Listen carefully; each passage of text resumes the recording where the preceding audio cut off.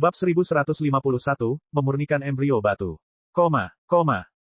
Lin Ming ragu-ragu sebentar. Jika dia benar-benar bertanya apa yang disembunyikan di bawah segel Elysium kuno maka itu pasti akan menjadi tindakan kasar dan menyinggung. Ini jelas merupakan sesuatu yang tidak ingin diungkapkan oleh roh artefak segel Elysium kuno. Berpikir seperti ini, Lin Ming berkata, Senior, Junior ingin mengajukan pertanyaan kepada Anda. Kenapa kamu memutuskan untuk tidak membunuhku ketika kamu melihat Magic Cube? Lin Ming merasa ini agak aneh. Jiwa kuno ini jelas mengetahui nilai dari Magic Cube tetapi tidak memiliki niat untuk melawan Lin Ming demi itu. Ini sepertinya bertentangan dengan akal sehat. Roh artefak kuno tertawa ketika mendengar pertanyaan Lin Ming. Suaranya yang kasar terdengar agak sepi dan sunyi. Setiap orang dan setiap harta memiliki waktu dan zamannya masing-masing. Era saya berakhir dengan Empyrean Divine Cell 3,6 miliar tahun yang lalu. Masa lalu yang indah dan indah itu adalah milik kita, tetapi sekarang saya tidak akan lagi berjuang untuk apapun. Tidak mungkin bagi saya untuk membuat terobosan lain di jalur saya. Alasan aku menggunakan seni sundering penghancuran adalah untuk memperpanjang hidupku, karena satu-satunya alasan aku tetap ada adalah untuk melindungi formasi arai segel ilahi ini. Dan ketika kesengsaraan surgawi yang sebenarnya tiba, dibutuhkan para pahlawan di zaman itu untuk melangkah maju dan memimpin serangan melawan kehancuran. Perlu ada tokoh protagonis yang bisa mengatasi segalanya, dan saya jelas tidak bisa menjadi orang itu. Bahkan jika formasi arai segel ilahi ini tidak lagi membutuhkan perlindunganku dan aku mampu meninggalkan negeri ini, hal terbaik yang bisa kulakukan adalah memainkan peran pendukung. Sedangkan bagi Anda memiliki peluang kecil untuk menjadi pahlawan terkemuka yang dibutuhkan era ini. Tentu saja, apakah Anda dapat mencapai hal ini atau tidak sebenarnya masih belum diketahui. Kata roh artefak kuno, daripada percaya pada Lin Ming, yang diyakininya adalah Magic Cube. Mereka yang memperoleh kubus ajaib belum tentu memiliki takdir untuk bertahan memilikinya. Di masa lalu, kakek Mo Eversnow adalah raja dunia yang hebat dan Mo Eversnow sendiri adalah seorang jenius yang tiada taranya. Mereka telah menemukan kubus ajaib, namun bukan saja mereka tidak menjadi pahlawan di zamannya, tetapi mereka malah mengalami malapetaka. Jika Lin Ming binasa, akan ada orang lain yang akan mewarisi takdirnya. Siklus ini akan terus berlanjut hingga Magic Cube jatuh ke tangan protagonis sejati. Berapa lama 100 juta tahun itu? Bahkan jika Magic Cube hanya berganti master setiap 10.000 tahun, ia masih bisa berpindah tangan di antara 10.000 master. Di antara orang-orang ini, pasti ada pahlawan yang tak tertandingi. Senior, apakah kamu mengatakan bahwa selama 3,6 miliar tahun terakhir ini, kamu telah melindungi formasi arai segel ilahi ini? Ya, apakah Anda penasaran dengan apa yang disembunyikan di bawah formasi arai segel ilahi? Saya menyarankan Anda untuk membuang rasa ingin tahu Anda. Hal ini jauh melampaui imajinasi terliar Anda. Itu adalah sesuatu yang berhubungan dengan bencana besar dunia yang terjadi 3,6 miliar tahun yang lalu. Jika kamu mengetahui apa itu, hal itu tidak hanya tidak membawa manfaat bagimu, tetapi bahkan dapat menimbulkan bencana di kepalamu. Saat Lin Ming mendengar kata-kata jiwa kuno, pikirannya menjadi mati rasa.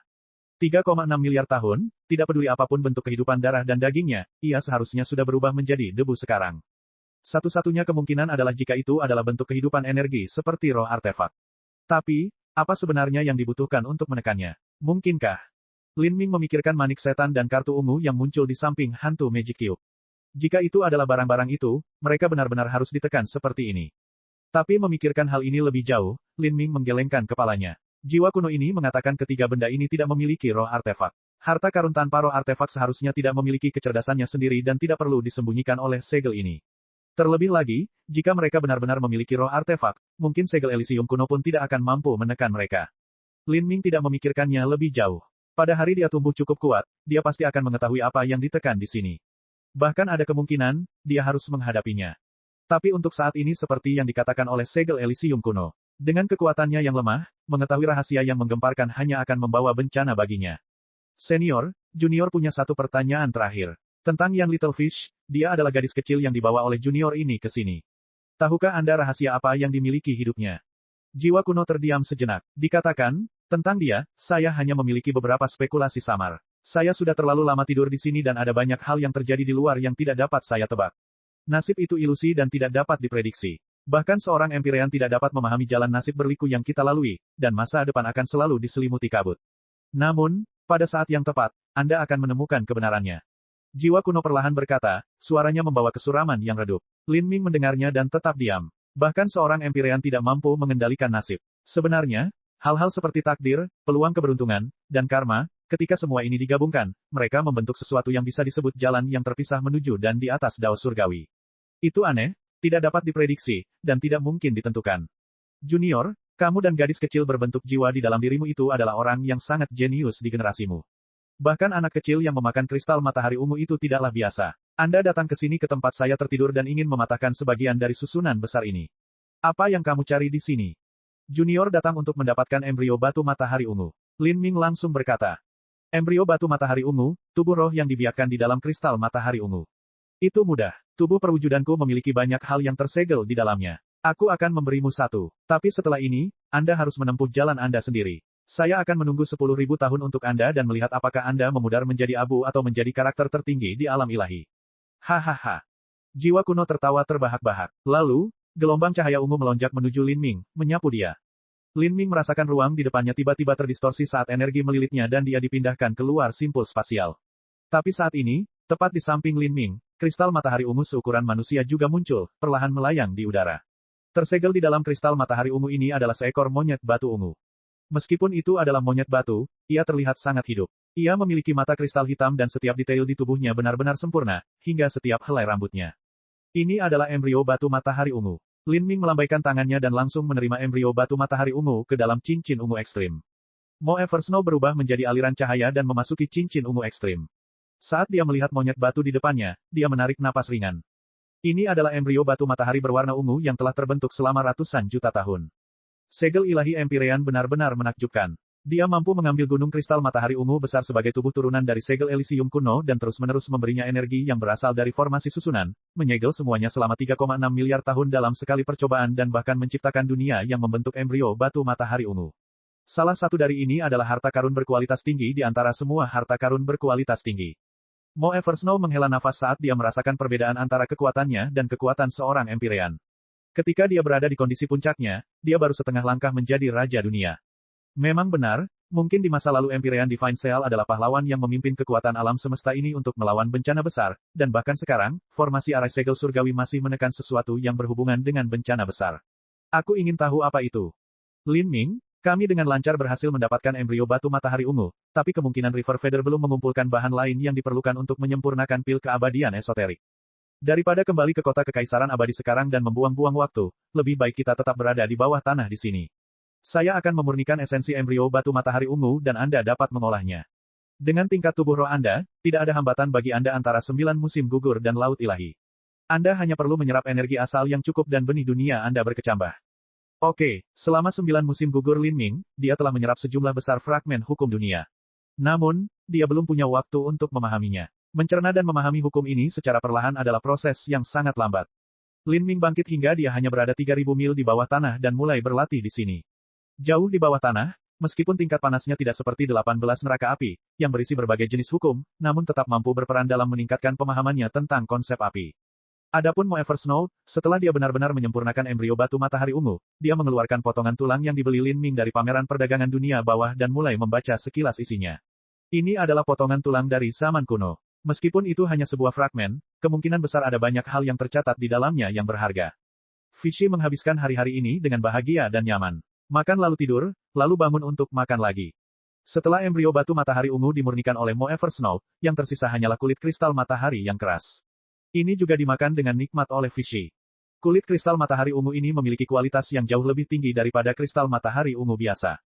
Kristal matahari ungu yang ditambang dari dalam tambang batu matahari ungu akan menyerap energi asal surga dan bumi dari dunia, meskipun energi tersebut perlahan-lahan memancarkan energi. Akhirnya, energi ini akan mencapai keseimbangan, dan energi yang terkandung di dalam kristal ini tidak akan bertambah atau berkurang. Tapi, gunung kristal matahari ungu besar dari formasi segel ilahi berbeda. Karena penghalang yang terbentuk dari formasi susunan, itu hanya akan menyerap energi tanpa ada yang keluar. Kulit kristal matahari ungu ini telah terbentuk selama 2 miliar tahun, mengumpulkan energi sepanjang waktu. Kemurnian dan tingkat energi yang terkandung di dalamnya tidak dapat dibandingkan dengan kristal matahari ungu yang ditambang dari tambang batu matahari ungu. Perbedaan di antara keduanya seperti anggur yang baru diseduh versus anggur yang telah disimpan di ruang bawah tanah selama 1 milenium. Setelah Fishy memakan kulit kristal matahari ungu ini, wajahnya yang bulat memerah karena cahaya matahari terbenam, seolah dia mabuk anggur. Langkahnya tidak stabil dan dia akhirnya terjatuh ke tanah dan langsung tertidur. Saat ini, Fishy telah memakan banyak kristal matahari ungu berharga senilai puluhan juta batu matahari ungu. Ini bahkan tidak termasuk kulit kristal matahari ungu yang sangat berharga. Pipinya menjadi semakin berkilau dan merah dan seolah-olah seseorang dapat mencubitnya dan mencari air. Mereka seperti 2 buah persik bulat yang bahagia. Amis beristirahat selama 7 hari 7 malam. Setelah bangun, dia tiba-tiba masih lapar. Mo Ever Snow menyelidiki tubuh Fishy dengan akal sehatnya. Meskipun dia tidak dapat menemukan kondensasi esensi sejati, samar-samar dia bisa merasakan seolah-olah ada sesuatu yang berubah. Hasil ini tidak mengecewakan Mo Eversnow. Bahkan jika segel Elysium kuno mengatakan bahwa fisik Vichy sangat istimewa, maka mustahil untuk membangkitkan garis keturunannya hanya dengan memakan beberapa lusin juta batu matahari ungu. Setelah bangun tidur, Vichy bisa makan lebih banyak lagi. Meski begitu, tubuhnya tidak berubah sama sekali. Tidak diketahui kemana sejumlah besar energi asal langit dan bumi menghilang. Seperti ini, lebih dari setengah tahun telah berlalu. Jauh dalam meditasi, tubuh Lin Ming tiba-tiba bergetar dan dia membuka matanya. Di dalam dantiannya, benih dunia di sana menjadi lebih kecil. Namun di seluruh benih dunia terjadi distorsi ruang yang hebat, seolah-olah semuanya akan hancur berantakan. Ini adalah simbol bahwa benih dunia akan segera meletus. Lin Ming hanya selangkah lagi untuk mencapai laut ilahi. Jika dia mau, dia bisa memaksakannya dan bahkan membuat terobosan sekarang. Tentu saja, cara terbaik adalah menekan budidayanya hingga batasnya sampai ia secara alami membuat terobosan. Nona Mo, sudah waktunya. Ayo kembali ke kota kekaisaran abadi. Bab 1152, Rumah Bela Diri Suci. Diterangi oleh matahari terbit, kota kekaisaran abadi tampak seperti monster raksasa yang melayang di langit. Itu menghalangi semua sinar matahari selama puluhan ribu mil, menimbulkan bayangan besar di daratan bela diri sejati. Setiap saat ada banyak kapal roh dan tunggangan yang bolak-balik di sekitar kota kekaisaran imemorial. Yang terkecil seperti kuda, tetapi yang lebih besar dari gunung. Mereka seperti segerombolan belalang yang membentang hingga ke cakrawala yang jauh, tak berujung. Berjalan melalui kota kekaisaran imemorial, hanya ada sedikit seniman bela diri inti berputar. Jika dilihat, seringkali mereka adalah elit muda yang masih belum berkembang. Sedangkan bagi seniman bela diri biasa, tidak mungkin mereka membayar biaya untuk memasuki kota. Kali kedua ini saya datang ke kota kekaisaran imemorial, sepertinya kota ini jauh lebih hidup dibandingkan 8 bulan lalu. Lin Ming mengusap dagunya. Terakhir kali dia datang ke kota kekaisaran abadi, dia merasa ada banyak elit muda yang heroik, dan sekarang jumlahnya lebih banyak lagi. Untuk setiap 10 orang yang dilihatnya di jalan, tidak lebih dari 3 atau 4 orang berusia di atas 50 tahun. Saat Lin Ming tiba di sudut kota, dia menyalakan jimat transmisi suara. Ini adalah tanda transmisi suara yang diberikan River Feather kepadanya. Setelah hanya 10 napas waktu, Lin Ming menerima balasan. River Feather sudah dalam perjalanan. Sejak pameran perdagangan terakhir di mana Lin Ming telah menunjukkan kekuatan yang jauh melampaui kejeniusan tanah suci tingkat Raja Dunia, River Feather dengan sepenuh hati ingin mendekatkan hubungannya dengan Lin Ming. River Feather secara alami akan melakukan yang terbaik dengan tugas yang diberikan Lin Ming kepadanya. Saudara Lin, dalam waktu kurang dari 1 jam, River Feather berpakaian putih muncul di hadapan Lin Ming, senyum cerah dan bersemangat di wajahnya. Haha, Nona keberuntungan sedang tersenyum padaku kali ini, saya tidak mempermalukan diri saya sendiri. Saya sudah menyiapkan semua materi yang Anda inginkan. Terima kasih, Saudara River. Lin Ming menangkupkan tangan di dada. Tidak mudah untuk menemukan bahan yang dibutuhkan untuk menyempurnakan pil keabadian esoterik. Banyak bahan yang merupakan bahan aneh dan tidak lazim. Keluarga River Feather memiliki banyak saluran dan kontak di seluruh kota kekaisaran imemorial. Dengan bantuannya, Lin Ming mampu menghemat banyak waktu. Dari segi harga, saya pasti akan membayar Anda lebih dari cukup. Saya tidak akan membiarkan Brother River menderita kerugian di sini. Sungai Feather terkejut. Dia segera berkata, Saudara Lin, kata-kata macam apa ini? Saya hanya membantu Anda dalam beberapa masalah kecil, dan bahkan jika Anda membayar saya dengan harga normal, keluarga Sungai saya masih akan mendapat untung. Dibandingkan dengan bantuan dari Lin Ming, batu matahari ungu tidak layak disebutkan sama sekali. Benar, Saudara River, saya baru saja kembali ke kota kekaisaran abadi dan menemukan bahwa ada lebih banyak orang jenius muda daripada sebelumnya. Apa yang sedang terjadi? Apakah ada peristiwa penting yang terjadi baru-baru ini? Lin Ming hanya bertanya dengan santai, tapi setelah River Feather mendengar ini, wajahnya bersinar karena kegembiraan. Dia dengan antusias berkata, para jenius muda ini semuanya ada di sini untuk berpartisipasi dalam turnamen besar bela diri suci. Turnamen besar bela diri suci adalah kompetisi antar generasi muda jenius. Ada master yang tak terhitung jumlahnya dan hadiahnya sangat kaya. Namun sayang, turnamennya sudah setengah selesai. Saudara Lin ketinggalan kali ini. River Feather menggelengkan kepalanya dengan menyesal, mereka sudah memulai babak sistem gugur. Jika Saudara Lin datang beberapa bulan yang lalu dan mendaftar, Anda pasti bisa memenangkan kejuaraan dan membuat semua orang terpesona. Oh, turnamen besar bela diri suci. Alis Lin Ming terangkat. Dia tidak merasa bersalah karena melewatkan turnamen besar Saint Martial. Turnamen semacam ini hanyalah pertarungan antara para jenius di kota kekaisaran imemorial. Tidak peduli seberapa besar sebuah kota, tetap ada batasannya. Tidak masalah apakah dia melewatkannya atau tidak. Itu benar. Entah kenapa, tapi belakangan ini True Martial Great Wall telah mengadakan banyak turnamen agar para junior bisa bersaing satu sama lain. Sedangkan untuk kota kekaisaran imemorialku, turnamen besar bela diri suci ini diadakan oleh pengaruh tingkat Raja Dunia kedua di sini, Rumah Bela Diri Suci. Di kota kekaisaran imemorial, ada 2 tanah suci tingkat Raja Dunia yang memiliki basis. Yang pertama adalah Tanah Suci Bela Diri Sejati. Itu adalah tanah suci yang dibangun oleh Raja Dunia Bela Diri Sejati dan juga merupakan tanah suci tertinggi dunia bela diri sejati. Adapun tanah suci tingkat Raja Dunia kedua, itu adalah Rumah Suci Bela Diri. Dua tanah suci tingkat Raja Dunia hanya memiliki sebagian pasukan mereka yang berbasis di kota Kekaisaran Abadi, markas utama mereka tidak ada di sini. Tapi, memang begitulah adanya. Sudah cukup menakjubkan bahwa dua tanah suci tingkat Raja Dunia bermarkas di kota yang sama. Bahkan di seluruh alam ilahi, kota ini bisa dianggap cukup terkenal. Ini masih terlalu dini. Saya akan meminta bawahan saya mengumpulkan semua materi untuk Saudara Lin. Saudara Lin, jika Anda punya waktu luang, bagaimana kalau mengikuti saya ke tempat turnamen besar bela diri suci dan melihat para jenius ini saat mereka bertarung? Turnamen besar bela diri suci sedang mendekati tahap terakhirnya, jadi yang naik ke panggung semuanya adalah talenta puncak kota Kekaisaran Immemorial. Bahkan ada orang jenius luar biasa dari dua tanah suci tingkat Raja Dunia. Pertarungannya pasti luar biasa. Saat Lin Ming mendengar nada gembira River Feather, dia memang agak tergoda. Hingga saat ini, satu-satunya tanah suci tingkat Raja Dunia yang ia alami adalah klan Naga Kuno. Namun, klan Naga Kuno tidak memiliki seniman bela diri tingkat Raja Dunia di barisan mereka saat ini. Lin Ming tidak tahu seberapa besar kekuatan yang dimiliki seorang jenius tanah suci tingkat Raja Dunia biasa. Oke, ayo kita lihat. Lin Ming mengikuti River Feather sampai ke tempat turnamen besar bela diri suci. Semakin dekat mereka, semakin banyak elit muda berprestasi yang mereka lihat dalam perjalanan. Banyak dari orang-orang ini bahkan lebih berbakat daripada orang seperti Dao Hong Putih. Para seniman bela diri ini datang dari seluruh dunia bela diri sejati, melintasi jarak bermil-mil untuk datang ke sini. Mereka berharap untuk memamerkan keahlian mereka di kota Kekaisaran Abadi dan mendapatkan kejayaan serta kekayaan. Apa hadiah untuk turnamen besar bela diri suci ini? Lin Ming bertanya. Pertanyaan ini menyebabkan River Feather semakin bersemangat. Dia dengan fanatik menjelaskan, hadiahnya luar biasa. Hadiah untuk juara nomor 1 adalah pil 9 pergeseran ilahi. Ini adalah pil tingkat surga bermutu tinggi yang digunakan oleh pembangkit tenaga listrik laut ilahi untuk membantu menyerang alam transformasi ilahi. Dengan meminumnya, seseorang dapat membantu mengembangkan dunia batinnya sendiri. Jika mereka meminum pil ini, maka selama masa awal transformasi ilahi, ukuran dunia batin mereka bahkan akan melampaui dunia batin seniman bela diri transformasi ilahi tengah. Hadiahnya hanya dapat digunakan bagi seniman bela diri laut ilahi untuk menyerang alam transformasi ilahi. Lin Ming menelusuri dagunya. Butuh waktu lama sampai dia bisa menggunakan sesuatu seperti ini. Biasanya dalam kompetisi antar jenius semacam ini, hanya seniman bela diri alam laut ilahi yang akan berpartisipasi, banyak dari mereka adalah jenius 90. Seniman bela diri alam penghancuran kehidupan sibuk mengumpulkan energi dan memahami hukum. Banyak dari mereka yang mati-matian menekan kultivasi mereka sendiri sebanyak mungkin sampai mereka menerobos ke 9 kali dan memukau dunia dengan momentum mereka. Jika mereka bisa mencapai 9 musim gugur, mereka bahkan bisa menjungkir balikkan langit. Dengan mencapai 90, mereka akan beruntung karena telah mengalami baptisan hukum dalam jumlah besar. Untuk mencari 9 kali dan menemukan 9 pergeseran ilahi, yang terpenting dari 18 batas ini adalah 9 kali.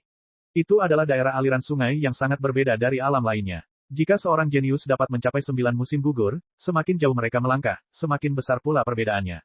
Inilah mengapa Nineval sangat penting bagi para jenius laut ilahi. Lin Ming mengangguk. Memang benar, pencapaian masa depan seorang jenius dan tingkat bakat mereka paling terlihat dan akurat selama berada di alam laut ilahi. Jika seorang jenius bahkan tidak bisa membentuk yayasan Nineval, maka tidak mungkin mereka bisa menjadi Holy Lord kecuali mereka mampu menemukan peluang keberuntungan yang mengejutkan. Saat keduanya berbicara, mereka tiba di sebuah konstruksi megah besar yang membentang ratusan mil. Tanpa perlu River Feather memberitahunya, Lin Ming sudah bisa mengetahui bahwa ini adalah arena turnamen besar bela diri suci. Para seniman bela diri di sekitarnya telah berkumpul menjadi banyak orang. Dari mereka yang masuk dan keluar dari pintu masuk berbeda yang tak terhitung jumlahnya, kebanyakan dari mereka adalah bagian dari penonton. Ini spektakuler, Lin Ming memuji. Meskipun ini hanya sebuah turnamen antar jenius di sebuah kota, ini masih mencapai skala yang luar biasa. Haha, tentu saja, kota Kekaisaran Immemorialku adalah salah satu kota terbesar di dunia bela diri sejati, dan rumah bela diri suci juga merupakan tanah suci tingkat Raja Dunia sejati. Turnamen para jenius yang mereka selenggarakan hanya kalah dengan yang diadakan oleh tanah suci bela diri sejati. Kata River Feather, puas dengan pujian Lin Ming. Tapi saat River Feather menunjukkan senyuman bahagia, senyuman itu membeku di wajahnya. Di depan River Feather, seorang pemuda berpakaian biru muncul, sambil menggendong seorang wanita muda cantik di sisinya. Pemuda berpakaian biru ini tersenyum bercanda saat dia melihat ke arah River Feather. Pemuda berpakaian biru memiliki energi yang halus dan terkumpul dalam dirinya. Orang bisa tahu bahwa dia adalah seorang master hanya dari pandangan sekilas, seseorang yang jauh lebih kuat dari River Feather. Pemuda ini tidak memperhatikan Lin Ming. Dia hanya melihat ke arah River Feather dan berkata sambil tersenyum, bukankah itu adikku sayang? Apa kabarmu? Terakhir ku dengar, kamu tersingkir di pertandingan penyisihan, kan? Mengapa kamu datang ke arena utama? Apakah Anda di sini untuk menonton saya berkompetisi? Pemuda berpakaian biru itu terkekeh, suaranya terdengar di telinga River Feather. Lin Ming tetap diam. Dia mampu melihat situasinya hanya dengan pandangan sekilas. Pemuda berpakaian biru ini adalah kakak laki-laki River Feather. Di dunia fana, saudara-saudara sedekat mungkin, saling mendukung satu sama lain. Namun dalam keluarga-keluarga bela diri terpandang ini, khususnya antar saudara tiri, seringkali terjadi perebutan gelar sebagai penerus keluarga berikutnya. Perjuangan ini bahkan bisa berubah menjadi tragis, dan hubungan saudara-saudara ini mudah berubah seperti air dan api. Jadi, saling mengejek saat bertemu juga merupakan hal yang normal. Hehe, River Feather, jika kamu pintar maka aku menyarankan kamu untuk tidak bersusah payah denganku. Apakah itu kekuatan atau berapa banyak orang yang berada di bawah kendali saya, Anda lebih rendah dari saya. Dalam turnamen besar bela diri suci, saya juga satu-satunya di keluarga yang berhasil melewati pertandingan penyisihan dan dapat berpartisipasi di final. Dalam kompetisi ini, mereka yang bisa naik panggung sebagian besar adalah para jenius dari tanah suci tingkat raja dunia. Jika aku bisa mengalahkan satu saja dari mereka, statusku di keluarga akan mencapai tingkat yang lebih tinggi. Bab 1153, peristiwa termegah sepanjang usia. Dia kakakmu, Lin Ming dengan santai bertanya setelah pemuda berpakaian biru itu pergi. River Feather mengungkapkan ekspresi malu, saudara Lin pasti menganggapnya lucu, tapi dia benar-benar saudara laki-laki saya. Dia lahir beberapa tahun sebelumku jadi kekuatannya secara alami lebih tinggi dariku. Dia bilang dia satu-satunya dari keluarga sungaimu yang bisa berpartisipasi di final. Itu benar, River Feather tersenyum masam. Final memiliki sekitar 200 orang yang terpilih, dan sekitar 80 di antaranya adalah murid Secret Martial Mansion, 120 sisanya dibagi di antara pengaruh-pengaruh lainnya, persaingannya sangat ketat, dan ada juga tanah suci bela diri sejati yang perlu dikhawatirkan. Mereka hanya mengirimkan sejumlah kecil murid untuk hadir, tetapi mereka masih berjumlah lebih dari selusin peserta. Karena turnamen besar bela diri suci ini diadakan oleh Rumah Bela Diri Suci, hadiahnya juga dibagikan oleh mereka. Dan, hadiah paling berharga ini kemungkinan besar akan diperoleh oleh para murid Istana Bela Diri Suci pada akhirnya. Akan sulit bagi orang luar untuk mendapatkan kesempatan. Adapun tanah suci bela diri sejati, mereka hanya mengirim beberapa murid yang lebih kuat untuk ikut bersenang-senang, mereka tidak bisa dianggap telah mengirimkan murid puncak mereka, atau hal itu akan menjadi tamparan bagi wajah Istana Bela Diri Suci. Setelah membayar biaya masuk beberapa batu matahari ungu, Lin Ming dan River Feather memasuki medan perang. Untungnya, Lin Ming sudah mengetahui bahwa arena Grand Final ini akan sangat besar. Meski begitu, saat memasuki arena dia terkejut. Arena ini sebenarnya memiliki dunia dimensinya sendiri di dalamnya, dan membentang sejauh 800 mil. 800 mil. Jika Lin Ming berlari dengan kekuatan penuh, tidak butuh waktu lama untuk menyeberang. Namun, jika ukuran ini hanya tercermin pada satu bangunan saja, maka itu sangat mengerikan. Saat ini, tribun di arena tingginya lebih dari 1000 kaki dan sudah dipenuhi orang. Dilihat dari jauh, penontonnya menyerupai segerombolan semut. Lebih jauh lagi, mereka bergabung menjadi masa gelap, dan bahkan seluruh arena tampak padat dengan manusia. Panggung arena dibagi menjadi 100 bidang bela diri, dan setiap bidang bela diri memiliki pertarungannya sendiri. Segala macam ledakan energi secara sembarangan menyerang perlindungan formasi susunan dengan percikan api yang menyilaukan melesat ke langit. Suara ledakan energi yang sangat besar memenuhi udara. Ketika suara-suara ini dipadukan dengan sorak-sorai para penonton, mereka seakan-akan membuat dunia kewalahan. Bangunan besar dengan lebar lebih dari 800 mil dan tinggi lebih dari 1000 kaki ini dapat dengan mudah menampung 100 juta orang. Dan di langit, ada cakram arai besar yang melayang-layang. Ini adalah cakram susunan pertempuran, mirip dengan cakram susunan pertempuran yang pernah dilihat Lin Ming di Menara Sky Split yang mencatat pertempuran Kaisar Perang ke-8. Namun, cakram susunan pertempuran ini jauh lebih indah dan berkualitas tinggi. Mereka mampu mengumpulkan hukum dunia untuk membentuk proyeksi hantu besar-besaran di udara, mencerminkan segala sesuatu yang terjadi di medan perang di bawah mereka. Pada saat ini, salah satu disk array sedang menampilkan salah satu dari banyak pertarungan yang terjadi di atas panggung. Dua pemuda sedang bertarung di tengah panggung bela diri, momentum mereka tak tertahankan. Hantu mereka diperbesar ribuan kali hingga gambar mereka setinggi puluhan ribu kaki. Proyeksi mereka tercermin di langit di atas medan perang. Di arena seluas 800 mil, mereka seperti dua raksasa yang bertarung di udara. Bahkan manusia dengan penglihatan buruk masih dapat melihat mereka dari jarak 100 mil. Tentu saja, tidak ada manusia yang hadir di antara penonton sehingga mereka dapat melihat dengan lebih jelas, seolah-olah pertarungan terjadi tepat di depan mata mereka. Suasana yang luar biasa, Lin Ming memuji. Medan bela diri semacam ini benar-benar memiliki aura yang luar biasa. Arena tersebut mampu menampung 100 juta penonton dan 100 pertandingan berlangsung pada waktu yang bersamaan. Dan, pertandingan penting diproyeksikan ke langit, memungkinkan seniman bela diri dari setiap sudut arena untuk melihat apa yang terjadi di sana. Hanya satu kota kekaisaran abadi yang bisa mengadakan turnamen dengan momentum seperti itu. Ini jauh dari apa yang bisa dicapai oleh pengaruh di alam bawah. Saat Lin Ming mengingat turnamen yang pernah diadakan di 7 lembah mendalam, perbedaan antara keduanya bahkan tidak bisa digambarkan sebagai kunang-kunang ke bulan. Saat kedua pemuda itu bertarung, mereka mengirimkan gelombang energi. Cahaya pedang, cahaya tombak, proyeksi semangat pertempuran, dan setiap aspek lain dari pertempuran mereka diperkuat hingga proporsi yang luar biasa untuk dilihat semua orang. Ini benar-benar gambar 3 dimensi. Ketika cahaya pedang besar dipancarkan, cahaya itu melesat ke arah penonton, bahkan menebas mereka. Ketika cahaya pedang hantu ini melewati tubuh mereka, mereka yang terkena dampak benar-benar merasa seolah-olah mereka telah diserang secara spiritual. Perasaan menindas ini benar-benar nyata. Menyaksikan pertarungan yang mengejutkan dan mencengangkan, bahkan jika seseorang tahu bahwa ini hanyalah proyeksi ringan, itu tetap menggetarkan hati. Terutama karena orang-orang ini semuanya adalah seniman bela diri. Saat mereka melihat pertarungan seperti ini, mereka semua mulai mengaum bersama-sama. Sebagai seniman bela diri, dan terutama seniman bela diri jenius, tekanan yang diberikan pada mereka sangat kuat. Tekanan persaingan, tekanan risiko hidup atau mati, tekanan budidaya, ketika semua tekanan ini digabungkan, maka mereka benar-benar membutuhkan jalan keluar untuk dilepaskan. Sekarang mereka bisa melolong seperti ini, mereka semua senang dan gembira. Ini gila, Lin Ming menarik napas ringan. Di dunia fana, ada berbagai jenis olahraga yang menarik banyak orang. Misalnya saja pertandingan sepak bola dan gerakan sejenis lainnya. Kompetisi semacam ini mampu menarik banyak sekali penggemar dan penonton yang semuanya bersorak selama kompetisi berlangsung sehingga membuat suasana menjadi menggila karena kegembiraan. Tapi betapapun gilanya mereka tidak akan pernah segila 1/1000 seniman bela diri yang menyaksikan pertarungan antar pembangkit tenaga listrik. Di dunia seniman bela diri, tidak ada orang yang tidak berlatih seni bela diri.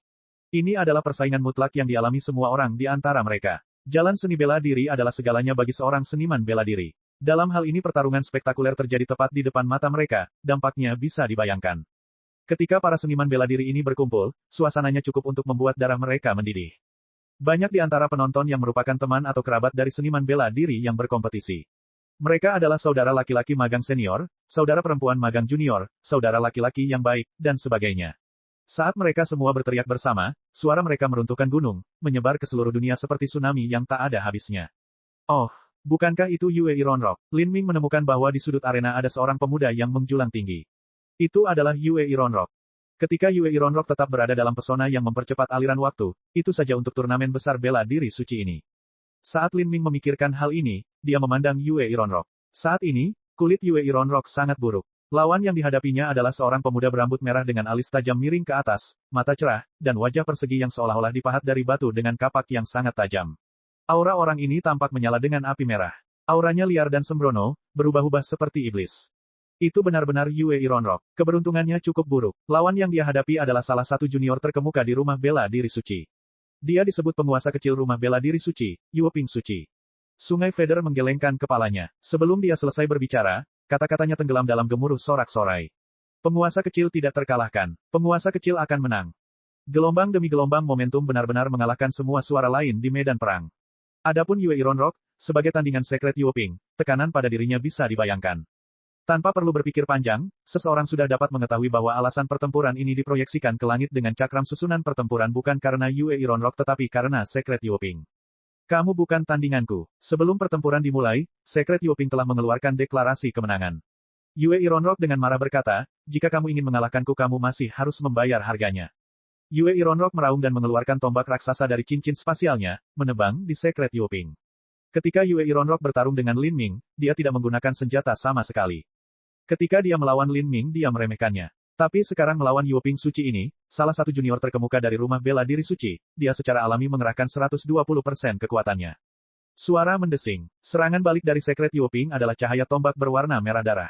Cahaya tombak ini seperti seekor naga yang berenang melintasi lautan, dengan liar menyelidiki serangan Yue Ironrock. Dengan suara gemuruh yang keras, tombak raksasa Yue Ironrock dihantam oleh cahaya tombak.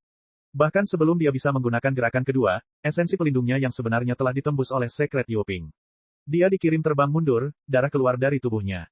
Suci Yueping, kemenangan. Setelah diperkuat dengan formasi susunan, suara penyiar menyebar ke seluruh bidang persilatan, menyebabkan suasana menjadi semakin gila. Meskipun hasil ini sesuai ekspektasi semua orang, ketika itu benar-benar terjadi, para penggemar dan pendukung sekret Yueping masih mengeluarkan sorak-sorai yang memekakkan telinga yang sepertinya mampu menghilangkan awan. Adapun para murid rumah bela diri suci, mereka jauh lebih tenang. Mengalahkan seorang jenius tingkat tanah suci bukanlah sesuatu yang bisa dibanggakan. Suci Yueping terlalu kuat. Dia adalah salah satu murid terkuat rumah bela diri suci dan salah satu pemimpin generasi muda. Di kota kekaisaran imemorialku, dia bisa dianggap sebagai master tombak junior nomor 1.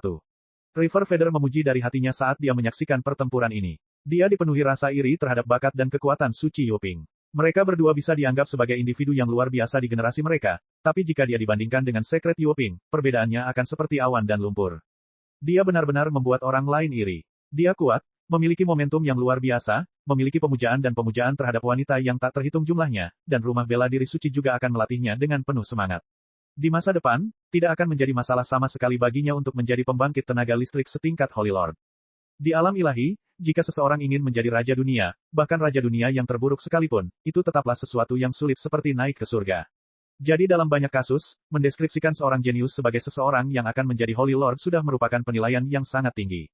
Lin Ming tidak menanggapi, hanya diam-diam menonton turnamen. Cakram susunan pertempuran pusat secara alami digunakan untuk memproyeksikan pertarungan bakat terkuat rumah bela diri suci. Adapun pertempuran kecil yang terjadi di samping, Lin Ming juga tidak melewatkannya. Saat dia terus mengamati mereka, dia memperoleh pemahaman perkiraan tentang tingkat kekuatan rata-rata yang dimiliki para elit muda di kota Kekaisaran Imemorial. Benar-benar ada banyak sekali elit muda yang heroik di sini. Ini bukan hanya tanah suci dan tanah kuasi suci, tetapi juga termasuk para jenius dari keluarga bela diri yang tersembunyi serta murid-murid dari beberapa seniman bela diri eksentrik tua yang berkeliaran. Seniman bela diri ini seringkali menerima seseorang sebagai muridnya untuk mewarisi warisan mereka. Ketika semua ini dijumlahkan, jumlahnya terlalu banyak. Di antara orang-orang ini, terkadang ada kuda hitam yang muncul dari waktu ke waktu. Lin Ming mengamati beberapa di antaranya. Mereka bersembunyi di berbagai area arena, menyimpan kekuatan mereka untuk pertandingan mendatang. Saat turnamen semakin intens dan pertarungan semakin cemerlang dan indah, para master tersembunyi ini akan mulai bermunculan satu demi satu. Namun, rumah bela diri suci masih menekan semuanya. Tiga tokoh utama mereka, Secret Yuping, Secret Tianhao, dan Secret Tianran, semuanya tampak tak terkalahkan. Semua seniman bela diri di turnamen ini tampak kuat. Tapi saat menghadapi ketiganya, mereka bahkan tidak bisa bertahan dalam 3 gerakan.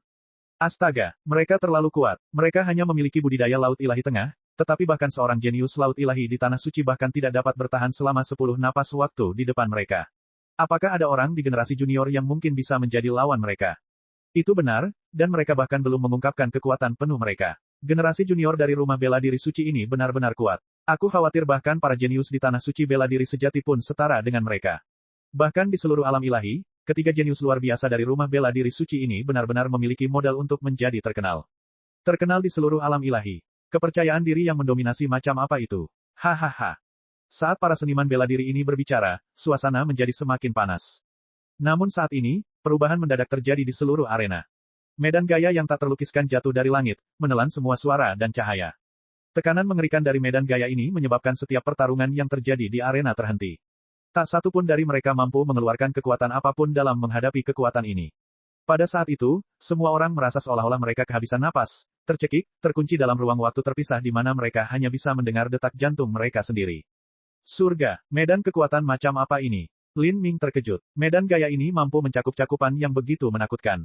Medan gaya ini bahkan tidak ditujukan padanya, tetapi hanya dengan terperangkap di dalamnya, Lin Ming merasa seolah-olah dia menghadapi alam semesta tanpa akhir, tidak mampu melawan sama sekali. Pada saat ini, suara yang tak terbatas dan kuat bergema di ruang tanpa akhir. 3 bulan dari sekarang, pertemuan bela diri pertama dari 3.000 dunia besar alam ilahi akan diadakan di dunia impian ilahi, yang diselenggarakan bersama oleh Empyrean Fast Universe dan Empyrean Divine Dream. Semua elit muda heroik dari alam ilahi dapat berpartisipasi. Suara nyaring ini bergema di angkasa untuk waktu yang lama, bergema berulang kali. Lin Ming benar-benar tercengang. Pertemuan bela diri pertama alam ilahi, dan itu akan dilakukan oleh orang-orang Empyrean. Ini sebenarnya adalah orang Empyrean. Ini adalah turnamen besar yang mencakup seluruh alam ilahi dan juga mencakup setiap elit muda alam ilahi. 3.000 dunia besar di alam ilahi memiliki banyak pengaruh tingkat raja dunia, pengaruh tingkat tanah suci yang tak terhitung jumlahnya, dan segala jenis keluarga tersembunyi serta keturunan dari para guru pengembara. Jumlah orang yang tak terbayangkan ini akan berkumpul seluruhnya di dunia impian ilahi. Di antara orang-orang ini bahkan ada keturunan Empyrean. Adegan macam apa itu? Itu akan menjadi peristiwa termegah sepanjang masa. Bab 1154, Bulan Kecilian di tahun-tahun yang berlalu. Saat suara besar itu lenyap, medan gaya juga mundur seperti air pasang surut. Semua orang di arena raksasa masih tenggelam dalam keterkejutan. Turnamen telah dihentikan sementara dan belum dilanjutkan. Pertemuan bela diri pertama alam ilahi, hahaha. Berita yang kami dengar ternyata benar. Impian ilahi Empyrean dan alam semesta Empyrean yang luas. 2 orang Empyrean yang hebat, mengadakan pertemuan bela diri pertama yang akan menyapu seluruh alam ilahi. Saya sangat menantikan ini. Dibandingkan dengan itu, turnamen besar bela diri suci ini hanyalah sebuah hidangan pembuka, itu tidak bisa menunjukkan kekuatan kita yang sebenarnya. Di medan perang, Secret Yuping tertawa terbahak-bahak, rambut merahnya tertiup angin. Mustahil untuk mengetahui kapan pertemuan bela diri semacam ini benar-benar akan diadakan. Namun, ketika tanggal pertemuan bela diri ini semakin dekat, semua pengaruh besar telah menerima semacam rumor, dan karena ini banyak orang jenius yang dibesarkan oleh pengaruh besar ini. Ini adalah pertemuan bela diri terhebat di bawah langit. Banyak pengaruh besar, termasuk bahkan rumah bela diri suci kita, telah dengan tergesa-gesa melatih para jenius mereka untuk mempersiapkan acara sekali seumur hidup ini. Saya pikir itu hanya rumor, tapi ternyata itu sepenuhnya benar. Suci Tianhao dengan penuh semangat berkata dari samping Suci Yuoping, ekspresinya jelas bersemangat. Baru-baru ini, turnamen besar telah diadakan di kota Kekaisaran Immemorial berulang kali, semua untuk mempersiapkan pertemuan bela diri pertama alam ilahi yang akan datang. Pertemuan bela diri pertama adalah kesempatan yang dapat diikuti oleh semua jenius dari alam ilahi. Di antara para jenius muda yang dihasilkan dari pengaruh besar, mereka semua adalah talenta arogan dari generasi mereka dan tidak satupun dari mereka mau mengakui bahwa mereka lebih buruk daripada mereka, yang lain. Mereka semua menantikan untuk bersaing melawan para jenius lain seusia mereka dan mampu bersinar dalam kemuliaan di pertemuan bela diri pertama alam ilahi ini. Pertemuan bela diri pertama alam ilahi. Nona Mo, apakah kamu tahu tentang ini? Lin Ming bertanya. Dia juga dipenuhi dengan antisipasi terhadap pertemuan bela diri pertama alam ilahi ini. Dia telah mendengar lagi dan lagi betapa luas dan luasnya alam ilahi dan berapa banyak pembangkit tenaga listrik yang ada, namun betapa hebatnya itu dan berapa banyak pembangkit tenaga listrik yang ada, Lin Ming belum benar-benar mengalaminya. Dan kali ini adalah kesempatan terbaik baginya untuk melakukannya. Hanya berkompetisi di panggung yang sangat megah ini yang bisa membuat darahnya mendidih karena gairah. Saya bersedia. Pertemuan bela diri pertama hanya dapat dimulai oleh seorang Empirean. Biasanya, ada berbagai Empirean yang bergiliran menjadi tuan rumah acara ini. Tidak setiap generasi jenius dapat menghadapi pertemuan bela diri pertama. Pasalnya, setiap pertemuan bela diri pertama diadakan, momentum acara tersebut berkembang terlalu besar. Konsumsi sumber daya dan energi sangat besar, sehingga seringkali terdapat rentang waktu tahun 2000 sampai 3000 tahun antara setiap pertemuan bela diri pertama. Bahkan ada beberapa pengaruh besar yang akan membuat para jenius muda mereka memasuki pesona pengubah waktu jika mereka merasa bahwa waktu pertemuan bela diri pertama akan segera dimulai. Kejeniusan mereka akan terungkap hanya ketika tanggal pertemuan bela diri pertama tiba. Namun, saya tidak melakukan ini di masa lalu, saya juga tidak berpartisipasi dalam pertemuan bela diri pertama. Nona Mo, kamu tidak berpartisipasi? Lin Ming bertanya, tertegun. Dia merasa agak disayangkan. Mo Eversnow adalah orang paling berbakat yang pernah dia temui hingga saat ini.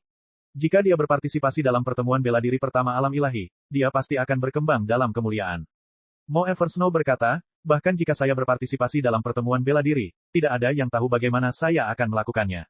Alam ilahi dipenuhi dengan harimau yang berjongkok dan naga tersembunyi, ada terlalu banyak pembangkit tenaga listrik, lebih banyak dari yang dapat Anda bayangkan. Dan khususnya di pertemuan bela diri pertama ini. Ini akan mengumpulkan talenta-talenta ekstrim terhebat dalam beberapa generasi terakhir. Bahkan bagi Anda, saya tidak bisa mengatakan seberapa baik kinerja Anda saat bersaing melawan semua jenius muda dari alam ilahi. Intinya adalah kamu masih terlalu muda. Usiamu baru 30 tahun ke atas, tapi syarat untuk pertemuan bela diri pertama hanyalah semua elit muda yang heroik harus berada di alam laut ilahi dan di bawahnya. Ini terutama merupakan ujian terhadap hukum, persepsi, semangat bertarung, fondasi, dan faktor-faktor sejenis lainnya. Ada banyak orang yang akan berhenti sejenak di alam laut ilahi bahkan sampai mereka berusia 50-an sehingga mereka dapat berpartisipasi. Orang-orang seperti ini akan memiliki latihan dan pengalaman lebih dari 20 tahun daripada Anda. Saya mengerti. Lin Ming tidak terlalu memikirkannya. Sebaliknya, semangat juangnya bangkit, meluap-luap karena kegembiraan. Agar seorang jenius bisa berkembang, mereka membutuhkan tahap yang lebih tinggi.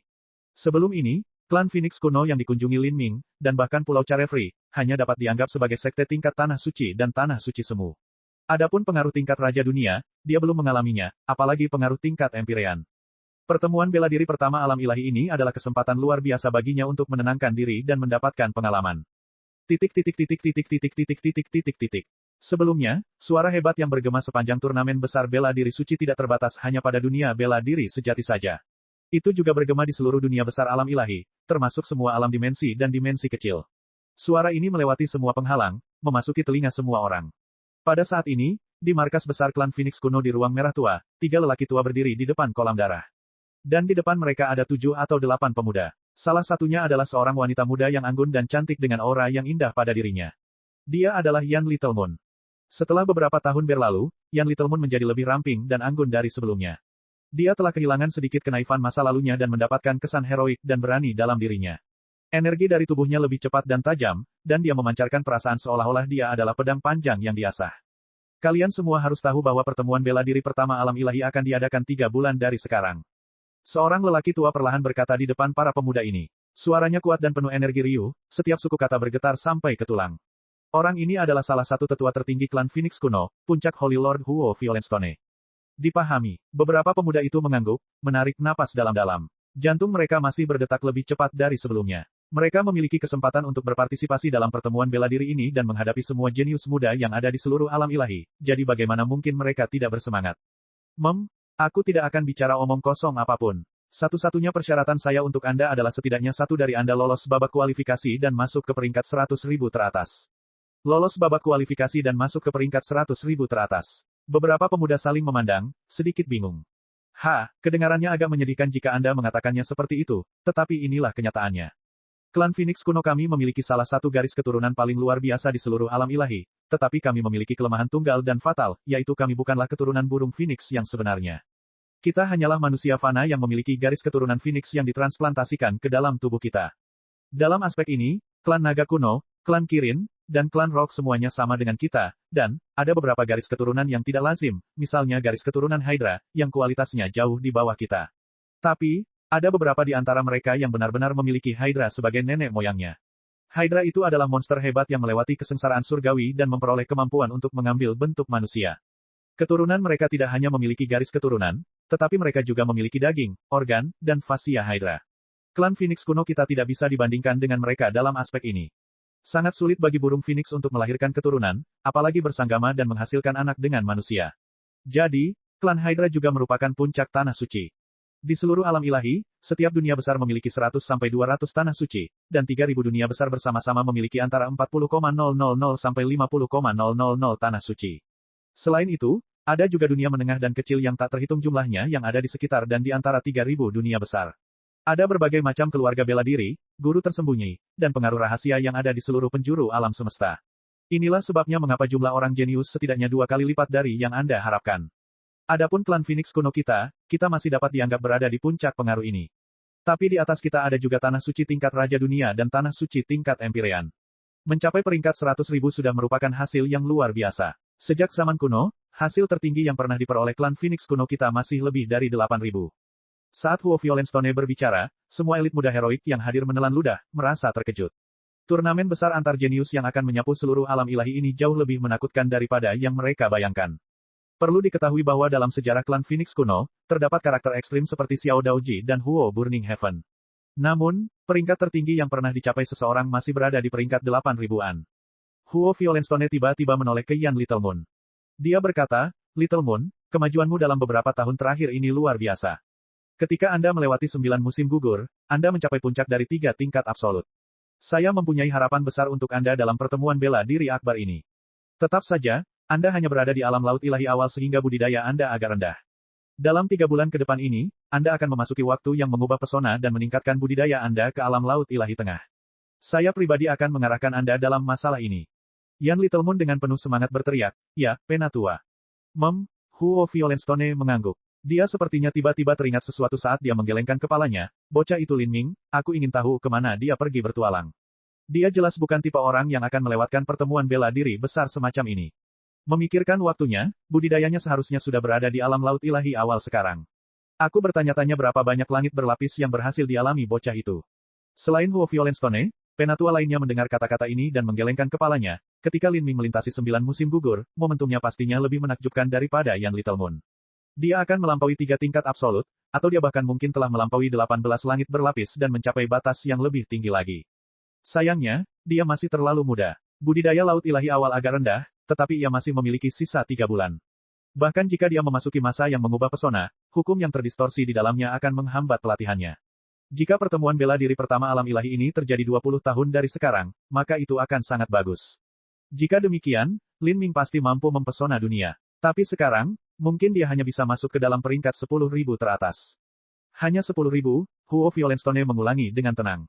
Bahkan sebagai salah satu master Lin Ming, Huo Violenstone tidak tahu banyak tentang muridnya. Dia tidak tahu tentang Mo Ever Snow, dia tidak tahu tentang Magic Cube, dia tidak tahu tentang pohon buah Ten Severing Dao, dia tidak tahu bahwa Lin Ming telah mencuri tulang naga tertinggi di Dewa Binatang. Alam mistik, dan dia tidak mengetahui banyak hal lainnya. Namun, dia bisa merasakan bahwa Lin Ming menyimpan banyak rahasia di tubuhnya. Dengan demikian, dia masih menantikan Lin Ming mampu menciptakan keajaiban di pertemuan bela diri pertama ini. Saya yakin dia tidak akan berhenti hanya pada peringkat sekitar 10.000, Huo Violenstone berkata dalam hati pada dirinya sendiri. Titik. Di True Martial Great World, di dalam istana terapung yang besar, ada seorang seniman bela diri berjubah hitam berdiri di aula utama. Punggungnya lebar dan dia tampak berdiri setinggi puncak gunung. Di sekelilingnya, segala macam hukum terus berubah dan bertransformasi. Bahkan ada energi asal langit dan bumi yang berputar-putar, membentuk segala macam makhluk ajaib. Semua makhluk ini sujud kepada orang ini. Ini adalah simbol seseorang yang telah mencapai tingkat pemahaman hukum yang sangat tinggi. Di belakangnya, lebih dari 1000 pemuda berlutut. Setiap pemuda meletakkan tangan kanannya di dada dan kepala mereka tertunduk, hampir menyentuh lantai. Pada saat ini, semua pemuda ini memiliki ekspresi hormat di wajah mereka. Pria besar di depan mereka tidak lain adalah Raja Dunia dari dunia bela diri sejati. Dia adalah orang yang mengendalikan seluruh tanah suci bela diri sejati, dan juga salah satu dari 3000 dunia besar alam ilahi, Raja Dunia Bela Diri Sejati, Raja Dunia Bela Diri Sejati. Sudah dimulai, akhirnya dimulai. Saya tidak akan membicarakan betapa berartinya pertemuan bela diri pertama ini bagi kita semua. Menurut hadiah sebelumnya, jika tidak ada yang berubah, maka 3 penantang teratas akan memiliki kesempatan untuk mempelajari kekuatan ilahi yang transenden sepenuhnya. Meskipun mereka tidak akan memberikan kekuatan ilahi yang transenden kepada Anda, ini masih merupakan keberuntungan yang mencengangkan. Tentu saja mencapai 3 besar adalah hal yang mustahil bagi Anda semua. Namun, masih ada imbalan yang sangat besar untuk peringkat 1000 teratas atau bahkan 10.000 teratas. Alasan saya menghabiskan begitu banyak waktu dan sumber daya untuk melatih Anda semua adalah untuk saat ini. Dalam 3 bulan, Anda harus berkembang di atas panggung dan memukau dunia. Jangan kecewakan aku. Bagi orang yang menunjukkan performa terbaik dalam pertemuan bela diri pertama ini dan juga berhasil masuk ke dalam peringkat 1000 teratas, saya akan melatihnya sebagai penerus langsung saya. Bab 1155, Pil Dunia Tanpa Batas. Penerus dari Holy Lord Tanah Suci Bela Diri Sejati, Raja Dunia Bela Diri Sejati, kehormatan besar macam apa itu? Seseorang dapat secara langsung menikmati sumber daya paling berharga dari Tanah Suci Bela Diri Sejati. Tentu saja, bahkan jika seseorang bisa menjadi penerus Raja Dunia Bela Diri Sejati, peluang untuk menjadi Raja Dunia di masa depan masih sangat kecil. Faktanya, sebenarnya ada banyak penerus Raja Dunia Bela Diri Sejati. Bagaimanapun, Raja Dunia Bela Diri Sejati telah hidup selama jutaan tahun. Dalam jutaan tahun ini, bahkan jika hanya ada satu penerus yang dipilih setiap beberapa puluh ribu tahun, masih ada lebih dari 100 penerus. Dalam kelompok penerus ini, sungguh luar biasa jika seorang Raja Dunia biasa dapat dihasilkan di antara mereka. Jika Raja Besar Dunia bisa lahir, itu akan menjadi perayaan yang dirayakan di seluruh Tanah Suci. Tapi, kemungkinan hal ini terjadi tidak terlalu besar. Meski begitu, bagi Raja Dunia Bela Diri Sejati yang menjanjikan satu kesempatan untuk menjadi penerus sudah merupakan peluang keberuntungan yang sangat besar bagi para junior ini. Selama mereka dibesarkan sebagai penerus, prestasi masa depan mereka tidak akan berkurang. Mereka bisa masuk ke eselon tertinggi di Tanah Suci Bela Diri Sejati dan menjadi karakter puncak tingkat Dewa Suci. Bukan hanya Holy Lord dari Tanah Suci Bela Diri Sejati yang membuat janji seperti itu, tapi Holy Lord dari banyak Tanah Suci tingkat Raja Dunia lainnya juga menjanjikan hadiah besar. Begitu seseorang masuk ke dalam 1000 teratas atau bahkan 10.000 teratas, mereka tidak hanya akan mendapatkan hadiah dari seorang Empyrean tetapi mereka juga akan mendapatkan hadiah dari pemimpin sekte atau keluarga mereka. Ini hanyalah naik ke surga dalam satu lompatan. 3 hari kemudian, daftar rincian hadiah pertemuan bela diri pertama dibagikan kepada semua organisasi intelijen besar. Meskipun mereka menerbitkan daftar ini dalam jumlah yang hampir tak terbatas, permintaannya masih jauh dari yang diharapkan. Pertemuan bela diri pertama alam ilahi akan memberikan hadiah kepada total 18.000 seniman bela diri. Di luar 3.000 teratas, seseorang hanya akan menerima hadiah partisipasi simbolis. Hadiahnya adalah 10 juta batu matahari ungu dan medali kristal matahari ungu. Dari 900 hingga 3000, hadiahnya adalah 20 juta batu matahari ungu dan sebuah medali sesuai dengan peringkat mereka.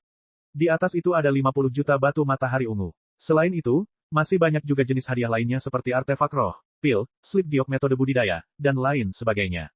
Hadiah yang paling menarik ada di 10 besar. Dari posisi ke-10 hingga ke-6, hadiahnya adalah 30 miliar batu matahari ungu. Dari posisi ke-5 hingga ke-4, hadiahnya adalah 100 miliar batu matahari ungu. Dari posisi ke-3 hingga ke-2, hadiahnya adalah 300 juta batu matahari ungu. Dan hadiah pertama adalah 500 miliar batu matahari ungu. Jika seseorang bisa mendapatkan tempat pertama, itu sama dengan mendapatkan kekayaan Lin Ming saat ini. Tapi, batu matahari ungu dalam jumlah besar ini hanya bisa dianggap sebagai hadiah kecil. Yang paling menarik perhatian adalah bahwa 10 murid jenius teratas bisa masuk ke dalam istana surgawi alam semesta luas, pengaruh yang dibangun oleh alam semesta luas Empyrean, dan menerima bimbingan dari murid utama alam semesta luas Empyrean. 3 teratas bisa mendapatkan kesempatan untuk merasakan kekuatan ilahi yang transenden. Dari posisi ke-4 hingga ke-10, seseorang dapat memasuki istana surgawi alam semesta luas dan memilih untuk mempelajari teknik terbaik apapun di bawah kekuatan ilahi yang transenden. Teknik-teknik top semacam ini semuanya diciptakan secara pribadi oleh Empyrean Fast Universe. Meskipun mereka tidak sehebat kekuatan ilahi yang transenden, mereka masih jauh lebih unggul dari seni bela diri Raja Dunia Agung. Mereka melampaui warisan tanah suci tingkat Raja Dunia. Bimbingan dari murid utama Empyrean Fast Universe. Pikiran Lin Ming bergerak, tapi dia tidak tahu seperti apa budidaya murid utama Empyrean Fast Universe. Tampaknya bahkan jika seseorang memperoleh tempat pertama dalam pertemuan bela diri pertama alam ilahi, masih mustahil untuk mendapatkan arahan pribadi dari karakter tingkat Empyrean. Mo Eversnow menebak pikiran Lin Ming dan berkata, Lin Ming, murid utama seorang Empyrean telah mencapai tingkat kekuatan yang sulit dibayangkan. Meskipun mereka bukan Raja Dunia hebat, kenyataannya adalah bahwa beberapa bawahan Empyrean dengan peringkat teratas melampaui sebagian besar Raja Dunia hebat dalam hal status dan kekuatan. Coba pikirkan, mereka berasal dari pengaruh tingkat Empyrean dan beberapa dari mereka bahkan mungkin adalah keturunan Empyrean. Bakat yang mereka warisi dari orang tua mereka sungguh luar biasa, dan apa yang mereka pelajari adalah kekuatan ilahi yang transenden. Tidak perlu juga disebutkan sumber daya yang dapat mereka nikmati. Orang-orang seperti ini mempunyai dasar awal yang jauh lebih tinggi daripada Raja Dunia Agung. Ada banyak raja besar dunia yang tidak memiliki kesempatan untuk mempelajari kekuatan ilahi yang transenden. Meskipun seorang Empyrean mungkin tidak dapat menciptakan kekuatan ilahi transenden mereka sendiri, setiap Empyrean masih memiliki kekuatan mereka sendiri. Sebab, mereka tidak menciptakannya sendiri, melainkan mengambilnya dari teks-teks kuno dan warisan lain dari masa lalu. Adapun karakter ekstrim seperti Empyrean Primordius dan Empyrean Divine Seal yang mampu menciptakan kekuatan ilahi transenden mereka sendiri, mereka adalah individu yang benar-benar luar biasa di antara semua Empyrean. Adapun para raja dunia, kebanyakan dari mereka tidak memiliki kekuatan ilahi yang transenden. Faktanya, sungguh luar biasa jika Raja Dunia Agung memiliki kekuatan ilahi transenden yang tidak lengkap. Juga, seorang Empyrean bisa hidup selama puluhan juta atau bahkan ratusan juta tahun. Di tanah suci yang mereka dirikan sendiri, saya membayangkan sebagian besar murid bahkan belum pernah melihat Empyrean. Adapun pertemuan bela diri pertama alam ilahi, meskipun merupakan pertemuan semua jenius muda di alam ilahi, itu masih merupakan sesuatu yang terjadi setiap beberapa ribu tahun. Dibandingkan dengan umur panjang seorang Empyrean, ini adalah waktu yang terlalu singkat. Saat Lin Ming memikirkan hal ini, dia juga mendapatkan pemahaman yang lebih dalam tentang seberapa tinggi status seorang Empyrean. Bagi mereka, bahkan pembangkit tenaga listrik tingkat Holy Lord tidak lebih dari seekor semut. Murid utama seorang Empyrean juga merupakan orang yang luar biasa. Bahkan Raja Dunia yang hebat pun harus menyapa mereka dengan sopan dan memperlakukan mereka dengan sangat hormat.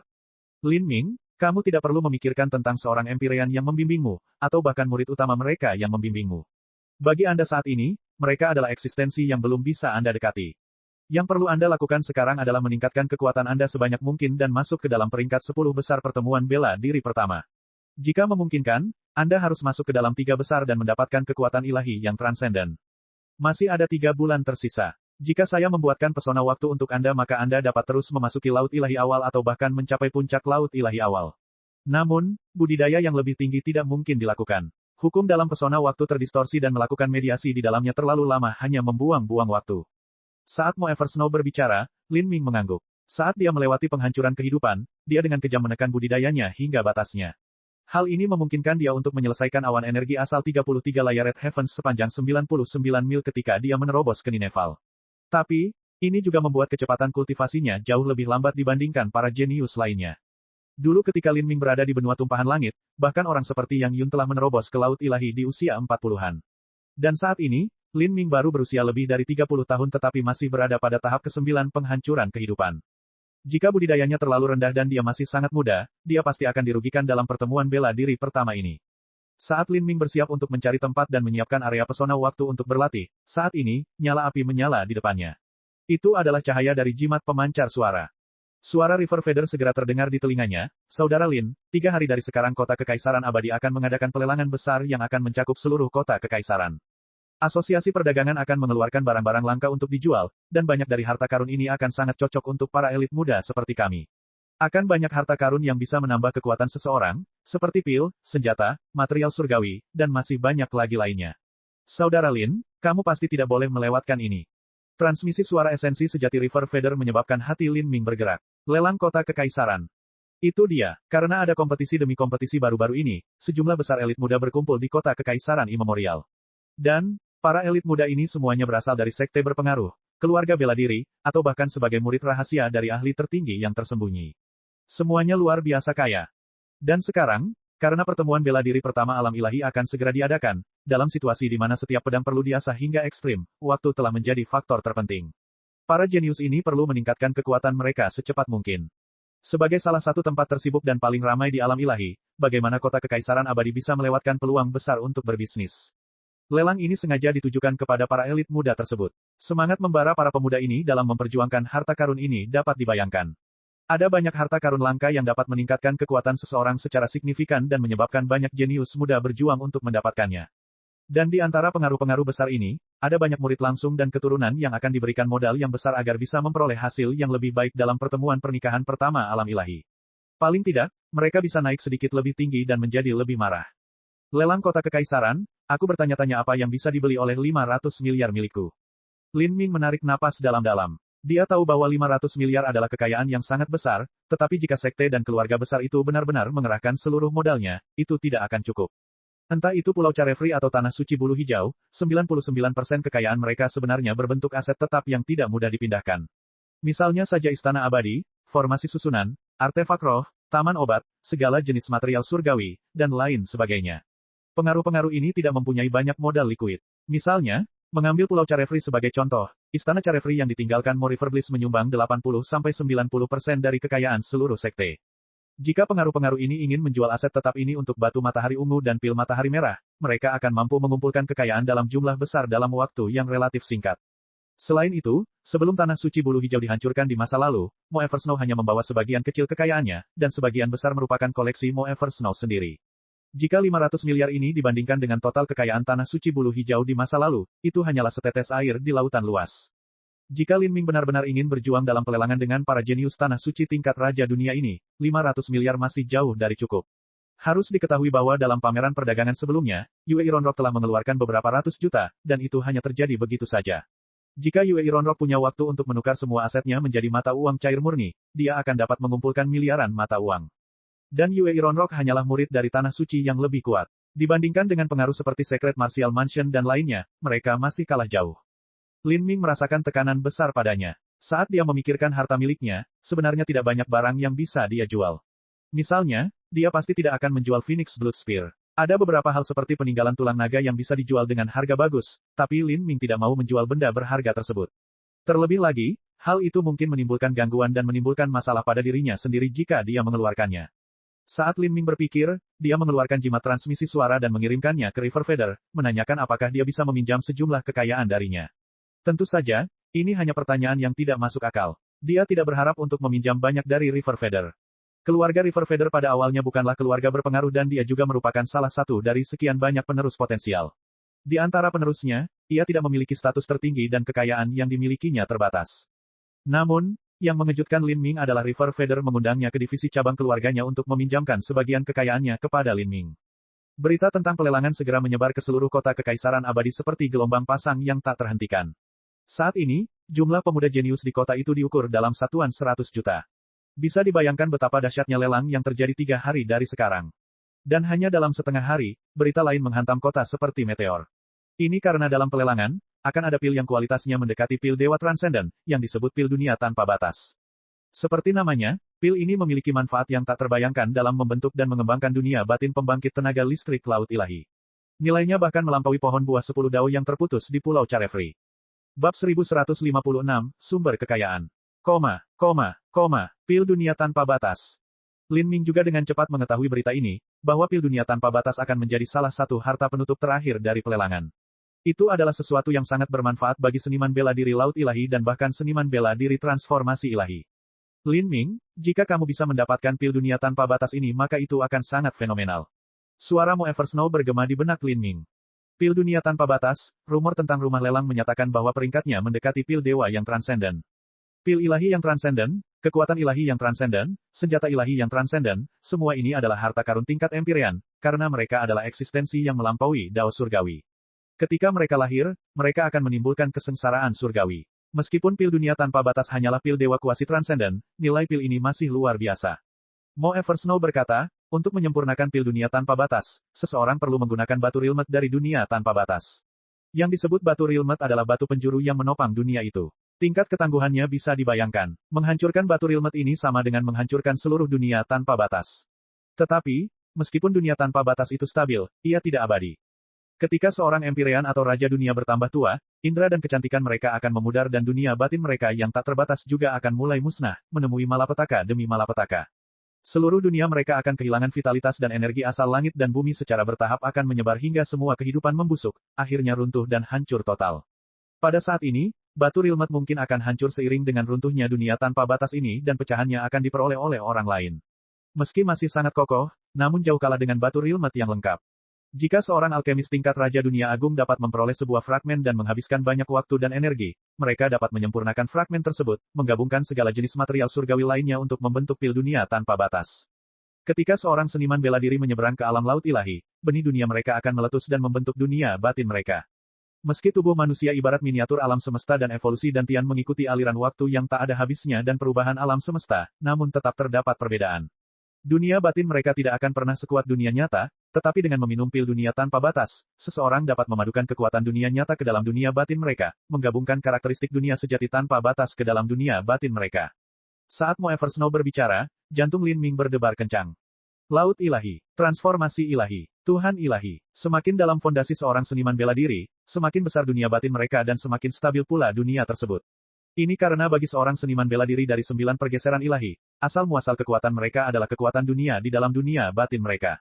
Jika seseorang benar-benar dapat menggabungkan kekuatan dunia tanpa batas ke dalam tubuhnya, maka dunia batin mereka akan sama stabilnya dengan dunia nyata. Manfaatnya bisa dibayangkan. Lin Ming, pil dunia tanpa batas ini akan sangat bermanfaat bagi Anda. Meskipun Anda dapat menerobos ke laut ilahi dengan pelatihan dan kultivasi Anda sendiri, jika Anda memiliki pil dunia tanpa batas, hal itu dapat membantu membentuk dunia batin Anda. Ketika dunia batin Anda lahir, ia akan memiliki ciri-ciri dunia sejati. Terlebih lagi, fondasi Anda sudah sangat kokoh sejak awal. Itu akan menyebabkan dunia batin Anda menjadi besar dan stabil melampaui keyakinan dan kekuatan Anda juga akan melambung ke angkasa. Jika Anda memiliki pil dunia tanpa batas, Anda pasti bisa masuk ke dalam 10 besar pertemuan bela diri pertama ini, dan Anda bahkan memiliki harapan untuk masuk ke dalam 3 besar.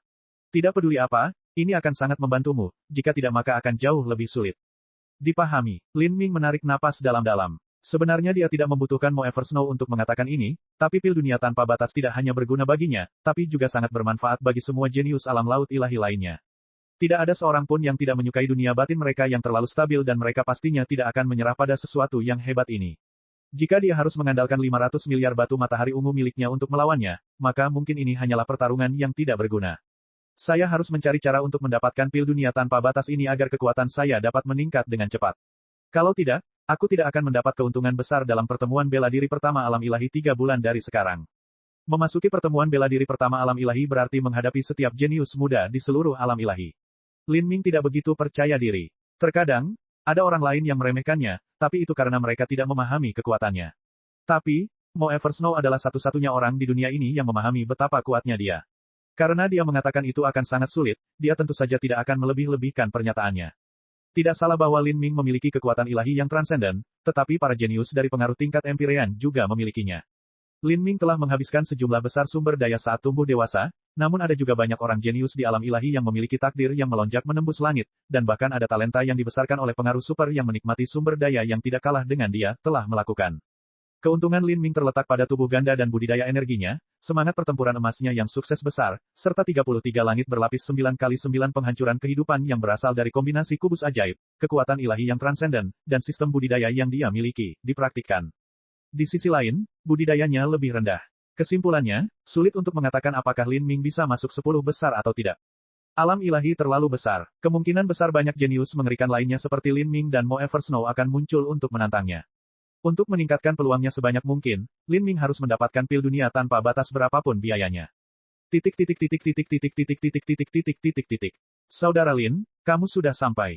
Ketika Lin Ming bertemu dengan River Feather, dia terkejut saat mengetahui bahwa tempat mereka akan bertemu adalah Starbin Bank, tempat Mo Eversnow pernah menyimpan batu matahari ungu miliknya.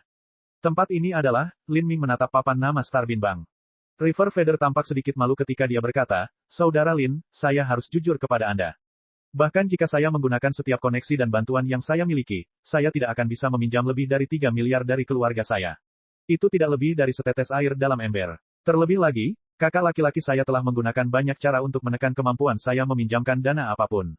Dia sengaja ingin aku tidak bisa membeli apapun di pelelangan akbar. Sedangkan untuk dirinya sendiri, dia melalui koneksi berlapis-lapis untuk meminjam 6 miliar dari keluarga. Lin Ming mengangguk, jelas mendengar keluhan dalam suara River Feather.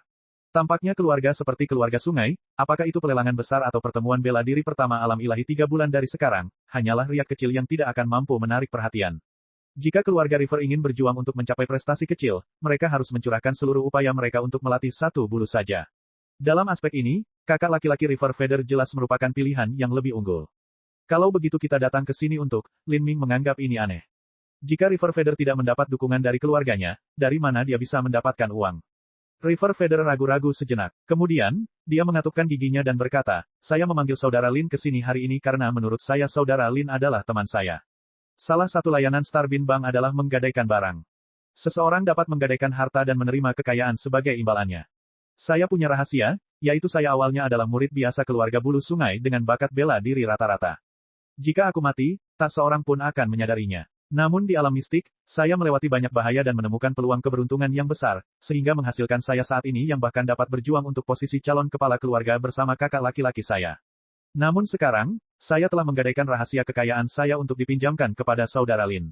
Saya ingin membantu saudara Lin bersaing dalam pertemuan bela diri pertama alam ilahi, menembus peringkat 3000 teratas dan melambung ke dalam ketenaran. Saat River Feather berbicara, Lin Ming terkejut. Dia memandang River Feather dengan rasa tidak percaya di matanya, tidak mempercayai telinganya sendiri. Menurut River Feather, dia memiliki harta yang sangat penting yang bertanggung jawab atas semua pencapaiannya saat ini. Tapi, dia sebenarnya menggadaikan harta ini dengan imbalan kekayaan untuk dipinjamkan kepadanya. Apalagi fakta bahwa dia dan River Feather hanyalah kenalan, bahkan jika mereka adalah saudara yang baik, hanya ada sedikit orang yang bisa meminjamkan seluruh tabungan hidup mereka tanpa mengedipkan mata. Saudara River, apakah kamu tidak takut aku akan melupakan bantuan ini di masa depan dan tidak mengakuimu? Lin Ming bingung. Perilaku ini, jika diucapkan dengan baik, disebut kesetiaan. Jika ada yang agak kasar, itu disebut dimanfaatkan. Saudara Lin, mari langsung ke pokok permasalahan dan jangan berpura-pura lagi. Meskipun bakat pengembanganku biasa-biasa saja, aku mempunyai beberapa keterampilan dalam membedakan karakter orang lain. Saat Anda berada di pameran perdagangan dunia bawah, Anda rela menyerahkan ratusan juta batu matahari ungu untuk membeli seorang gadis kecil. Saya dapat melihat bahwa alasan Anda bersedia membelinya bukan hanya karena dia mengatakan bahwa dia mengetahui lokasi embrio batu matahari ungu, tetapi juga karena Anda bersimpati dengan penderitaannya. Orang seperti Anda tidak akan menjadi orang yang tidak tahu berterima kasih, tanpa rahmat atau kebajikan.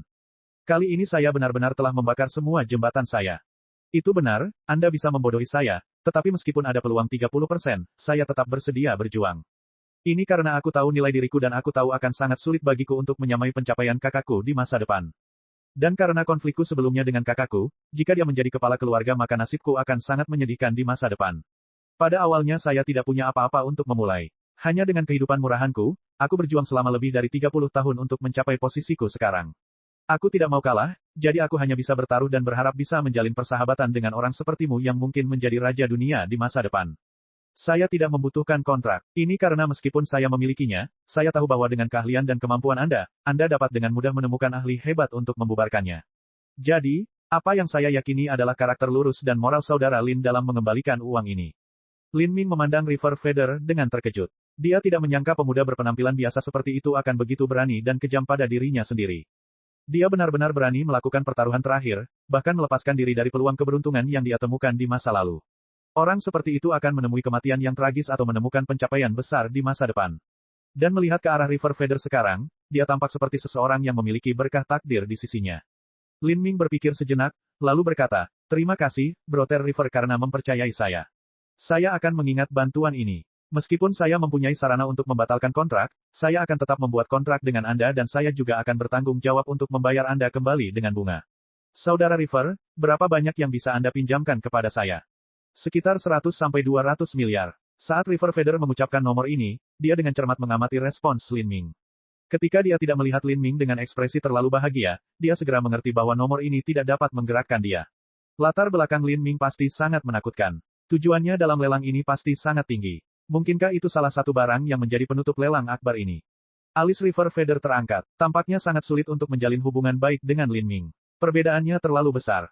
Saat River Feather membayangkan segala macam hal, Lin Ming tenggelam dalam pikirannya. 100-200 miliar setara dengan total kekayaan yang diperoleh para murid Gunung Splinter Soul dan klan tulang gaib dari alam mistik Desolate Merah. Tampaknya peluang keberuntungan River Feather benar-benar berbeda. Bahkan dengan tambahan uang ini, kekayaan Lin Ming masih kurang. Dia bertanya, Saudara River, bagaimana cara kerja layanan gadai ini? Bolehkah aku menyembunyikan statusku? Tentu saja Anda bisa. Saudara Lin yakin sepenuhnya pada reputasi Starbin Bank. Starbin Bank telah beroperasi selama beberapa juta tahun. River Feather segera mengerti bahwa Lin Ming ingin secara pribadi menggadaikan sejumlah harta untuk kekayaan, tapi apa yang harus dia gadaikan?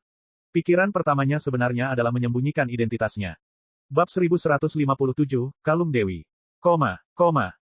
Lin Ming, mungkinkah kamu ingin menggadaikan peninggalan tulang naga? Mo Eversnow bertanya dari dalam lautan spiritual Lin Ming. Saat ini, benda paling berharga yang dimiliki Lin Ming yang ingin ia gadaikan saat ini adalah peninggalan tulang naga. Tulang naga tertinggi sepanjang 1000 kaki adalah harta karun yang bisa membuat Raja Dunia menjadi gila karena iri. Jika Lin Ming memiliki hal semacam ini, tentu tidak mungkin untuk dihilangkan. Namun, dibandingkan dengan tulang naga tertinggi setinggi 1000 kaki, peninggalan tulang naga murni nilainya jauh lebih rendah. Peninggalan tulang naga sudah dicabut sumsum naganya. Bagi seniman bela diri sistem pengumpulan esensi, sumsum naga jauh lebih berharga. Itu bisa meningkatkan meridian dan garis keturunan seseorang, tapi tulang naga itu sendiri hanya bisa digunakan untuk mengubah organ dan tulang, sesuatu yang jauh lebih cocok untuk seniman bela diri transformasi tubuh. Selain itu, Mo Riverbliss telah menyempurnakan tulang naga tertinggi sepanjang 1000 kaki menjadi 108 peninggalan tulang naga. Setiap peninggalan tulang naga setara dengan 1/108 nilai tulang naga asli. Jika dia bisa menyembunyikan statusnya dan hanya menggadaikan beberapa peninggalan tulang naga, tidak akan ada banyak masalah dalam hal itu. Lin Ming, bahan untuk pil keabadian esoterik sudah disiapkan. Saya akan menyelesaikan penyempurnaannya sebelum 3 bulan ini berakhir. Peninggalan tulang naga hanya tersisa 36 buah. Bahkan jika kami mempertimbangkan sisa kekuatan naga di dalam tubuhmu, untuk memproses pil keabadian esoterik, aku masih perlu menggunakan setidaknya 30 di antaranya. Kamu bisa menggadaikan paling banyak 6. Lin Ming sedikit mengerutkan kening. 6 peninggalan tulang naga mungkin tidak cukup. Berapa harga peninggalan tulang naga yang bisa digadaikan? Sulit untuk mengatakannya. Itu tergantung pada apa yang ditawarkan oleh penilai Starbin Bank, dan mereka seringkali mengutip harga lebih rendah dari nilai pasar. Saya perkirakan jumlahnya tidak lebih dari 60 miliar. 60 miliar dikali 6 adalah 360 miliar. Selain 100 miliar River Feather, total kekayaan Lin Ming masih kurang dari 1 triliun. Jumlah kekayaan ini mungkin masih jauh dari cukup untuk membeli pil dunia tanpa batas. Lin Ming, pil keabadian esoterik harus disempurnakan. Kami telah melalui banyak hal untuk mendapatkan embrio batu matahari ungu, dan bahan lainnya telah dikumpulkan untuk menyempurnakannya. Saya jamin Anda akan dapat membuka gerbang kehidupan sebelum Anda berpartisipasi dalam pertemuan bela diri pertama. Dan, pil dunia tanpa batas itu tidak kalah pentingnya dengan kemajuan Anda. Saya mengerti. Lin Ming khawatir. Dia bisa merasakan betapa miskinnya dia. Sangat miskin.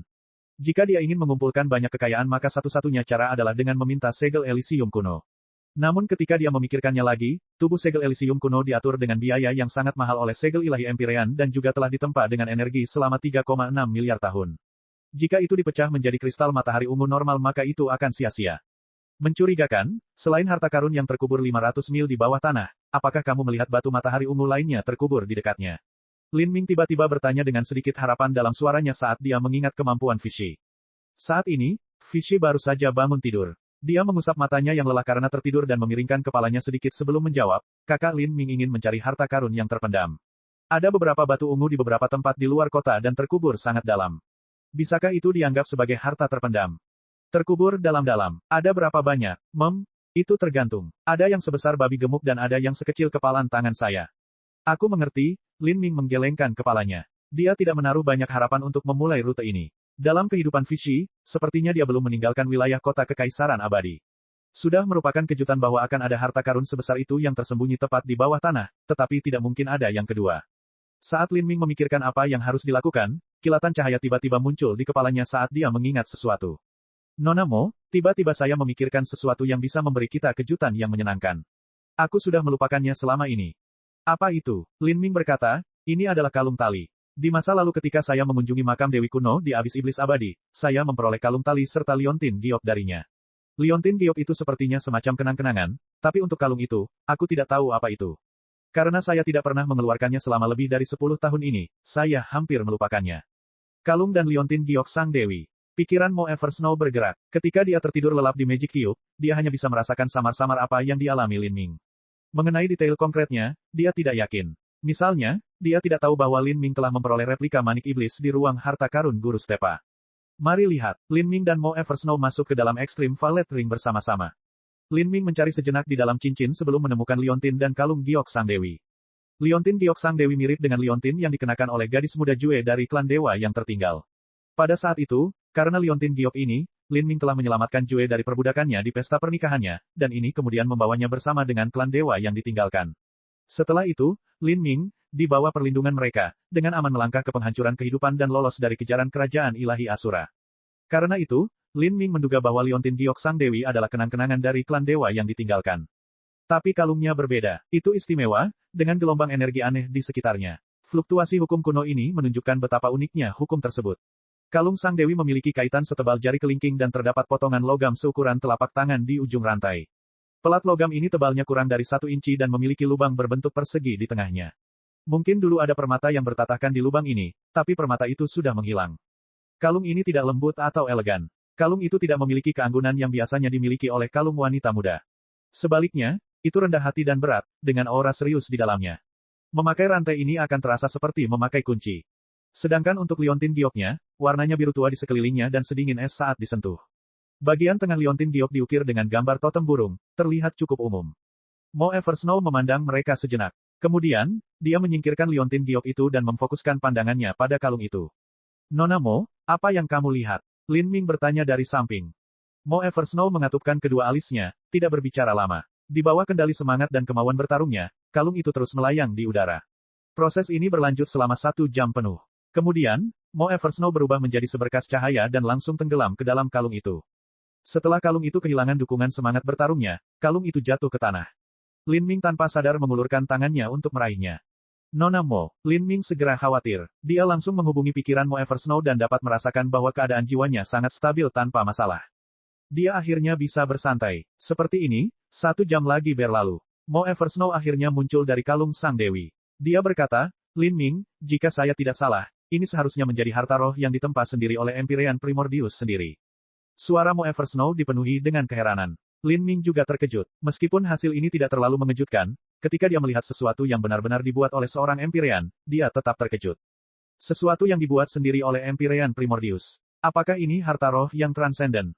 Tidak, Mo Eversnow menggelengkan kepalanya. Harta karun roh yang transenden tidak mudah untuk dibuat. Bahkan bagi seorang Empyrean, mereka hanya bisa membuat satu harta roh transenden seumur hidup mereka. Nilai seseorang tidak dapat diperkirakan dan tidak kalah dengan nilai dewa yang transenden. Adapun benda-benda lain yang diciptakan oleh seorang Empyrean, meskipun itu mungkin bukan harta roh yang transenden, itu tetap sangat berharga. Jika saya tidak salah, ini seharusnya menjadi harta roh pertahanan. Tapi, sayangnya, roh artefak telah mati. Lin Ming bertanya, bingung, roh artefak mati. Dewi Jurang Iblis Abadi seharusnya mampu menahan serangan yang sangat kuat, menyebabkan sebagian besar harta roh pertahanan ini hancur. Akibatnya, roh artefak hancur dan nilai harta roh ini juga sangat berkurang. Mungkin mustahil mengembalikan fungsinya seperti dulu. Ini, Lin Ming melirik kalung itu. Dia tidak pernah membayangkan bahwa kalung sederhana dan polos seperti itu akan menjadi sesuatu yang diciptakan sendiri oleh Empyrean Primordius. Tapi sayang sekali, meskipun itu adalah sesuatu yang diciptakan oleh seorang Empyrean, itu masih belum lengkap. Kalau nilainya turun drastis, berapa yang bisa digadaikan? Lin Ming bertanya, tidak yakin. Mo Eversnow melihat ekspresi khawatir Lin Ming dan tertawa. Itu adalah sesuatu yang tidak perlu kamu khawatirkan. Karakter seperti apa seorang Empyrean? Bahkan seorang Holy Lord hanyalah seekor semut di hadapan seorang Empyrean. Pertemuan bela diri pertama ini mungkin diadakan oleh para Empyrean tetapi kenyataannya hanya para murid Empyrean yang mengatur urusan. Bagaimana mungkin seorang Empyrean bisa repot dengan hal-hal seperti itu? Bahkan hadiah untuk 10 besar diberikan arahan dari murid utama Empyrean Fast Universe.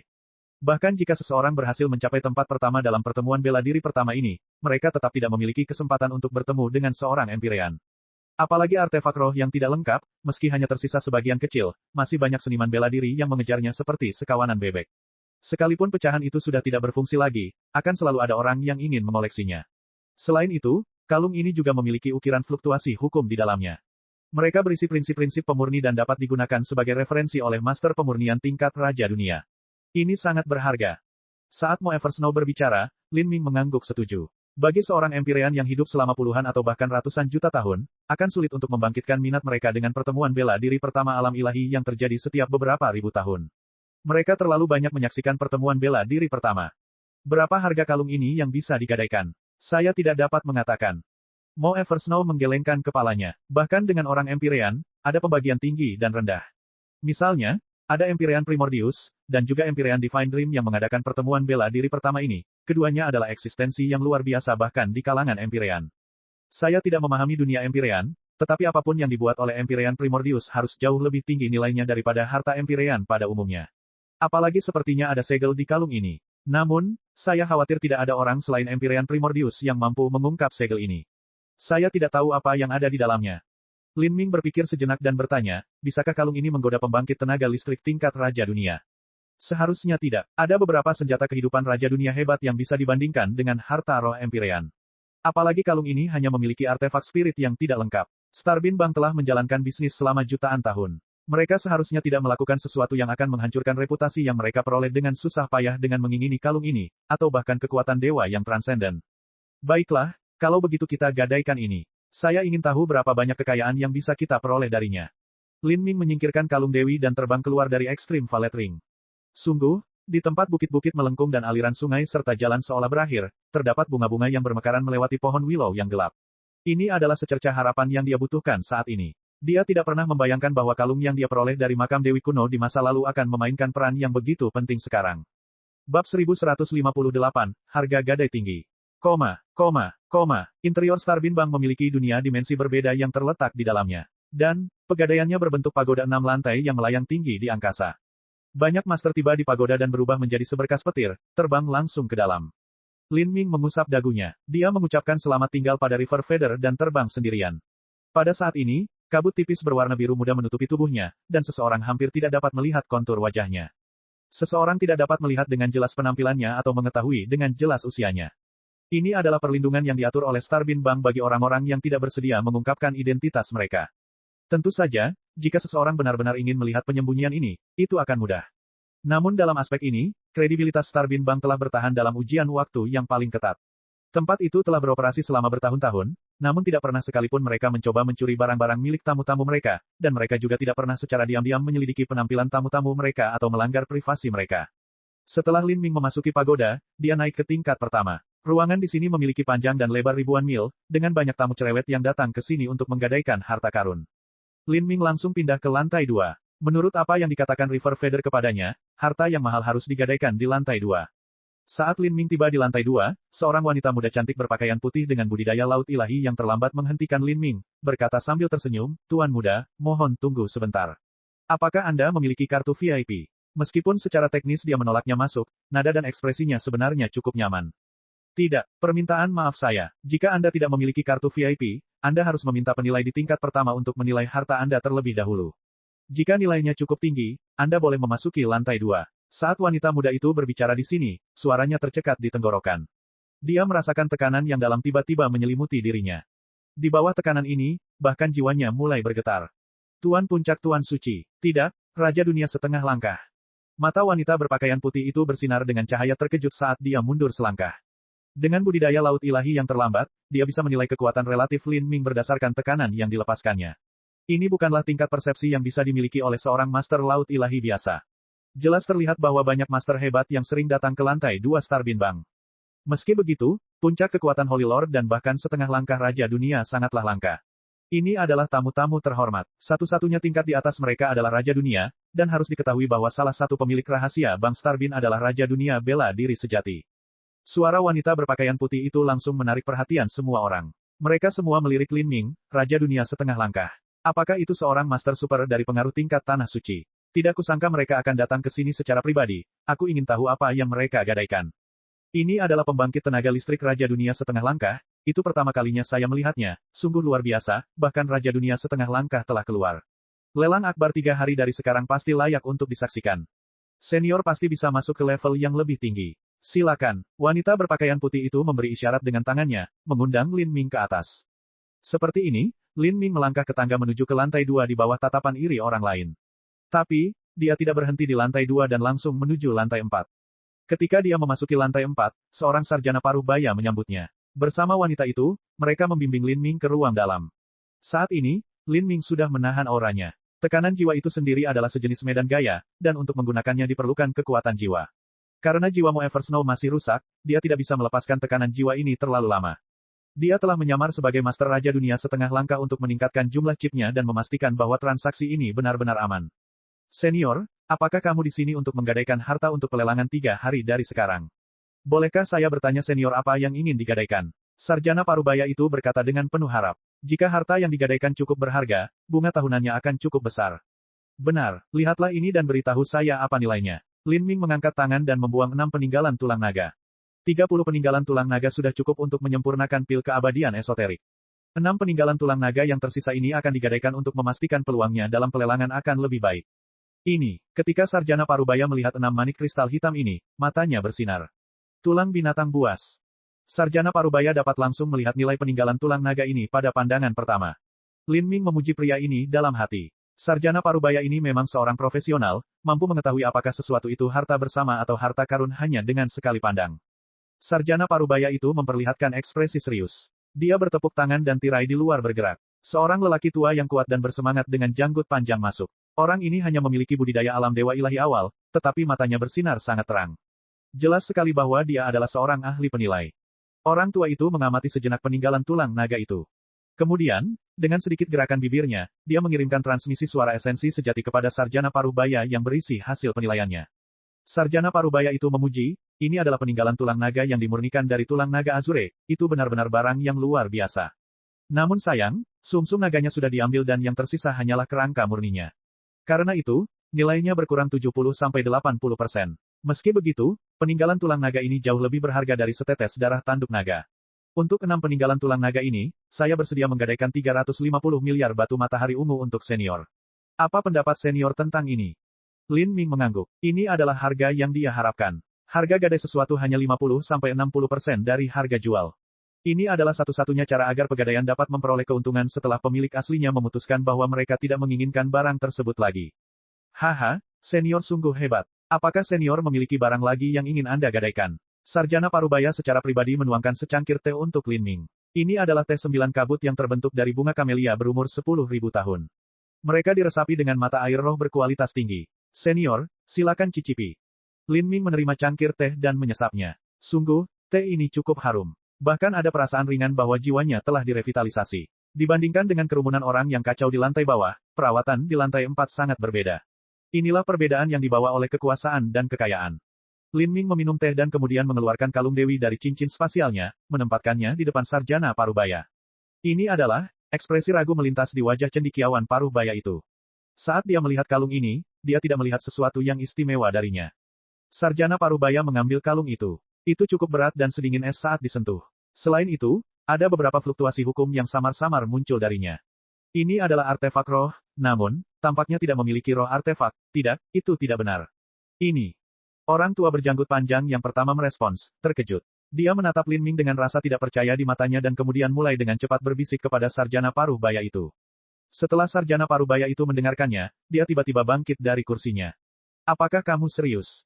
Orang tua itu mengangguk. Sarjana Parubaya itu benar-benar terpesona. Dia menyelidiki kalung itu lagi, tapi kurang lebih yakin dengan pendapat lelaki tua itu. Meskipun lelaki tua itu tidak memiliki kultivasi yang tinggi, dia sebenarnya adalah kepala penilai pegadaian ini. Jika ada sesuatu yang menarik minatnya seperti ini, dia pasti tidak akan melakukan kesalahan, apalagi jika itu sangat berharga. Jika dia tidak memiliki kepastian mutlak dalam tebakannya, dia tidak akan mengatakan apapun. Ini adalah harta roh yang diciptakan oleh seorang Empyrean. Senior sebenarnya memiliki harta karun seperti itu. Sarjana Parubaya itu menarik napas dalam-dalam dan menatap Lin Ming dengan kagum di matanya. Harta karun roh Empyrean adalah sesuatu yang biasanya hanya dimiliki oleh tokoh dikdaya tingkat Raja Dunia Agung. Misalnya, ketika murid langsung Empyrean tumbuh dewasa, mereka berada pada level yang sama dengan Raja Dunia Agung. Senjata yang mereka gunakan sering kali merupakan harta roh Empyrean. Tentu saja, harta roh yang disajikan Lin Ming telah rusak dan tidak dapat digunakan lagi. Meski begitu, nilainya luar biasa. Jika teknik pemurnian yang melekat dan fluktuasi hukum dalam kalung ini diperoleh oleh seseorang, pemahaman yang bisa mereka peroleh akan menjadi kesempatan keberuntungan yang sungguh kebetulan. Ketika Sarjana Parubaya melihat kalung ini, dia merasa sulit untuk tetap tenang meskipun dia telah menemukan banyak harta karun. Bagi seseorang yang bekerja di pegadaian, hal yang paling mengasyikkan adalah menemukan harta surgawi yang sangat langka seperti ini. Senior, apakah kamu berencana menjual kalung ini? Kami akan membayarmu dengan harga penuh dan memuaskan. Sarjana Parubaya itu berkata dengan sopan sambil menggosok kedua tangannya. Jika bukan karena waktu khusus seperti saat ini, biasanya orang lain tidak akan membawa harta karun tersebut untuk dijual.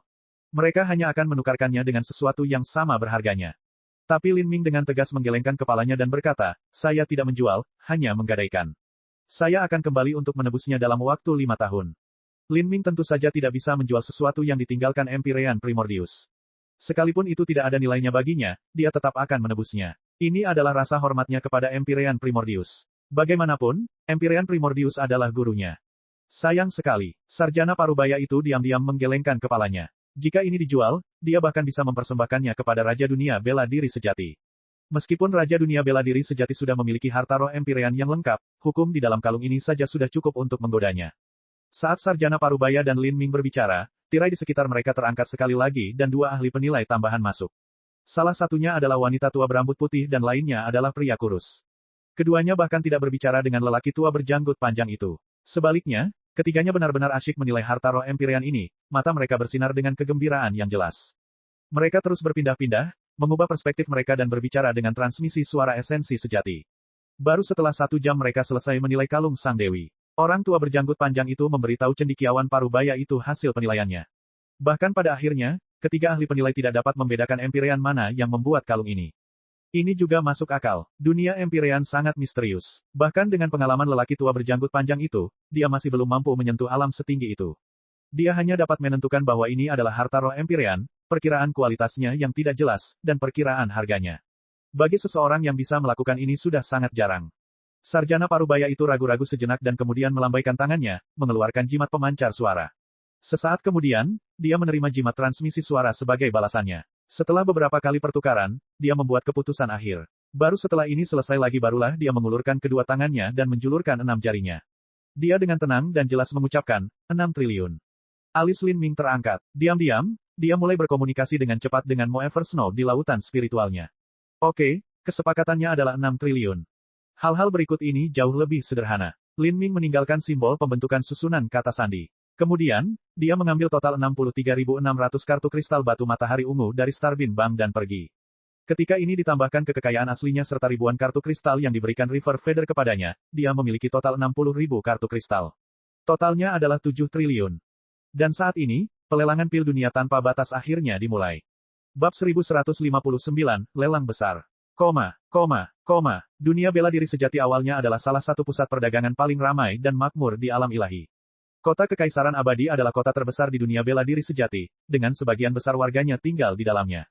Dan sekarang, meminjam angin kencang dari pertemuan bela diri pertama alam ilahi untuk meningkatkan semangat semua orang, pelelangan akbar yang diadakan bisa dikatakan sebagai acara termegah selama beberapa ribu tahun terakhir. Sebelum lelang kota Kekaisaran yang megah ini diadakan, kota Kekaisaran Immemorial telah mengadakan banyak lelang yang lebih kecil. Namun dibandingkan dengan barang-barang berharga di lelang kota Kekaisaran, segala sesuatunya tertinggal begitu saja. Lelang ini akan berlanjut selama 3 hari dan akan mencakup ribuan harta karun. Selain itu, ada juga 100.000 buah yang hanya akan ditawar secara pribadi. Meskipun ini bukan barang yang akan dilelang, kenyataannya barang-barang itu sangat berharga. Misalnya, barang-barang seperti artefak suci kelas atas akan dijual secara pribadi. Di masa lalu, bahkan sebagian besar murid langsung Phoenix Cry Palace tidak akan memiliki harta karun seperti itu, tetapi di sini mereka bahkan tidak akan melihat terangnya hari. Dua tuan, ini nomor tempat duduk Anda. Lin Ming dan River Feather masing-masing mengambil slip giok. Mereka memeriksanya dan melihat bahwa jumlahnya lebih dari 200.000. Ini bukti bahwa saat ini sudah ada lebih dari 200.000 tamu di lokasi lelang. Dan 200.000 orang ini harus menunjukkan bukti kecakapan finansial tertentu atau mereka tidak akan mampu mengambil satu langkah pun. Orang hanya bisa mengatakan bahwa alam ilahi terlalu hebat.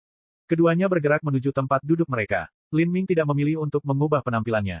Dia mempertahankan penampilan aslinya serta nama aslinya. Sangat mudah untuk menyembunyikan kemunculannya di Starbin Bank karena Starbin Bank melindungi privasi pelanggannya.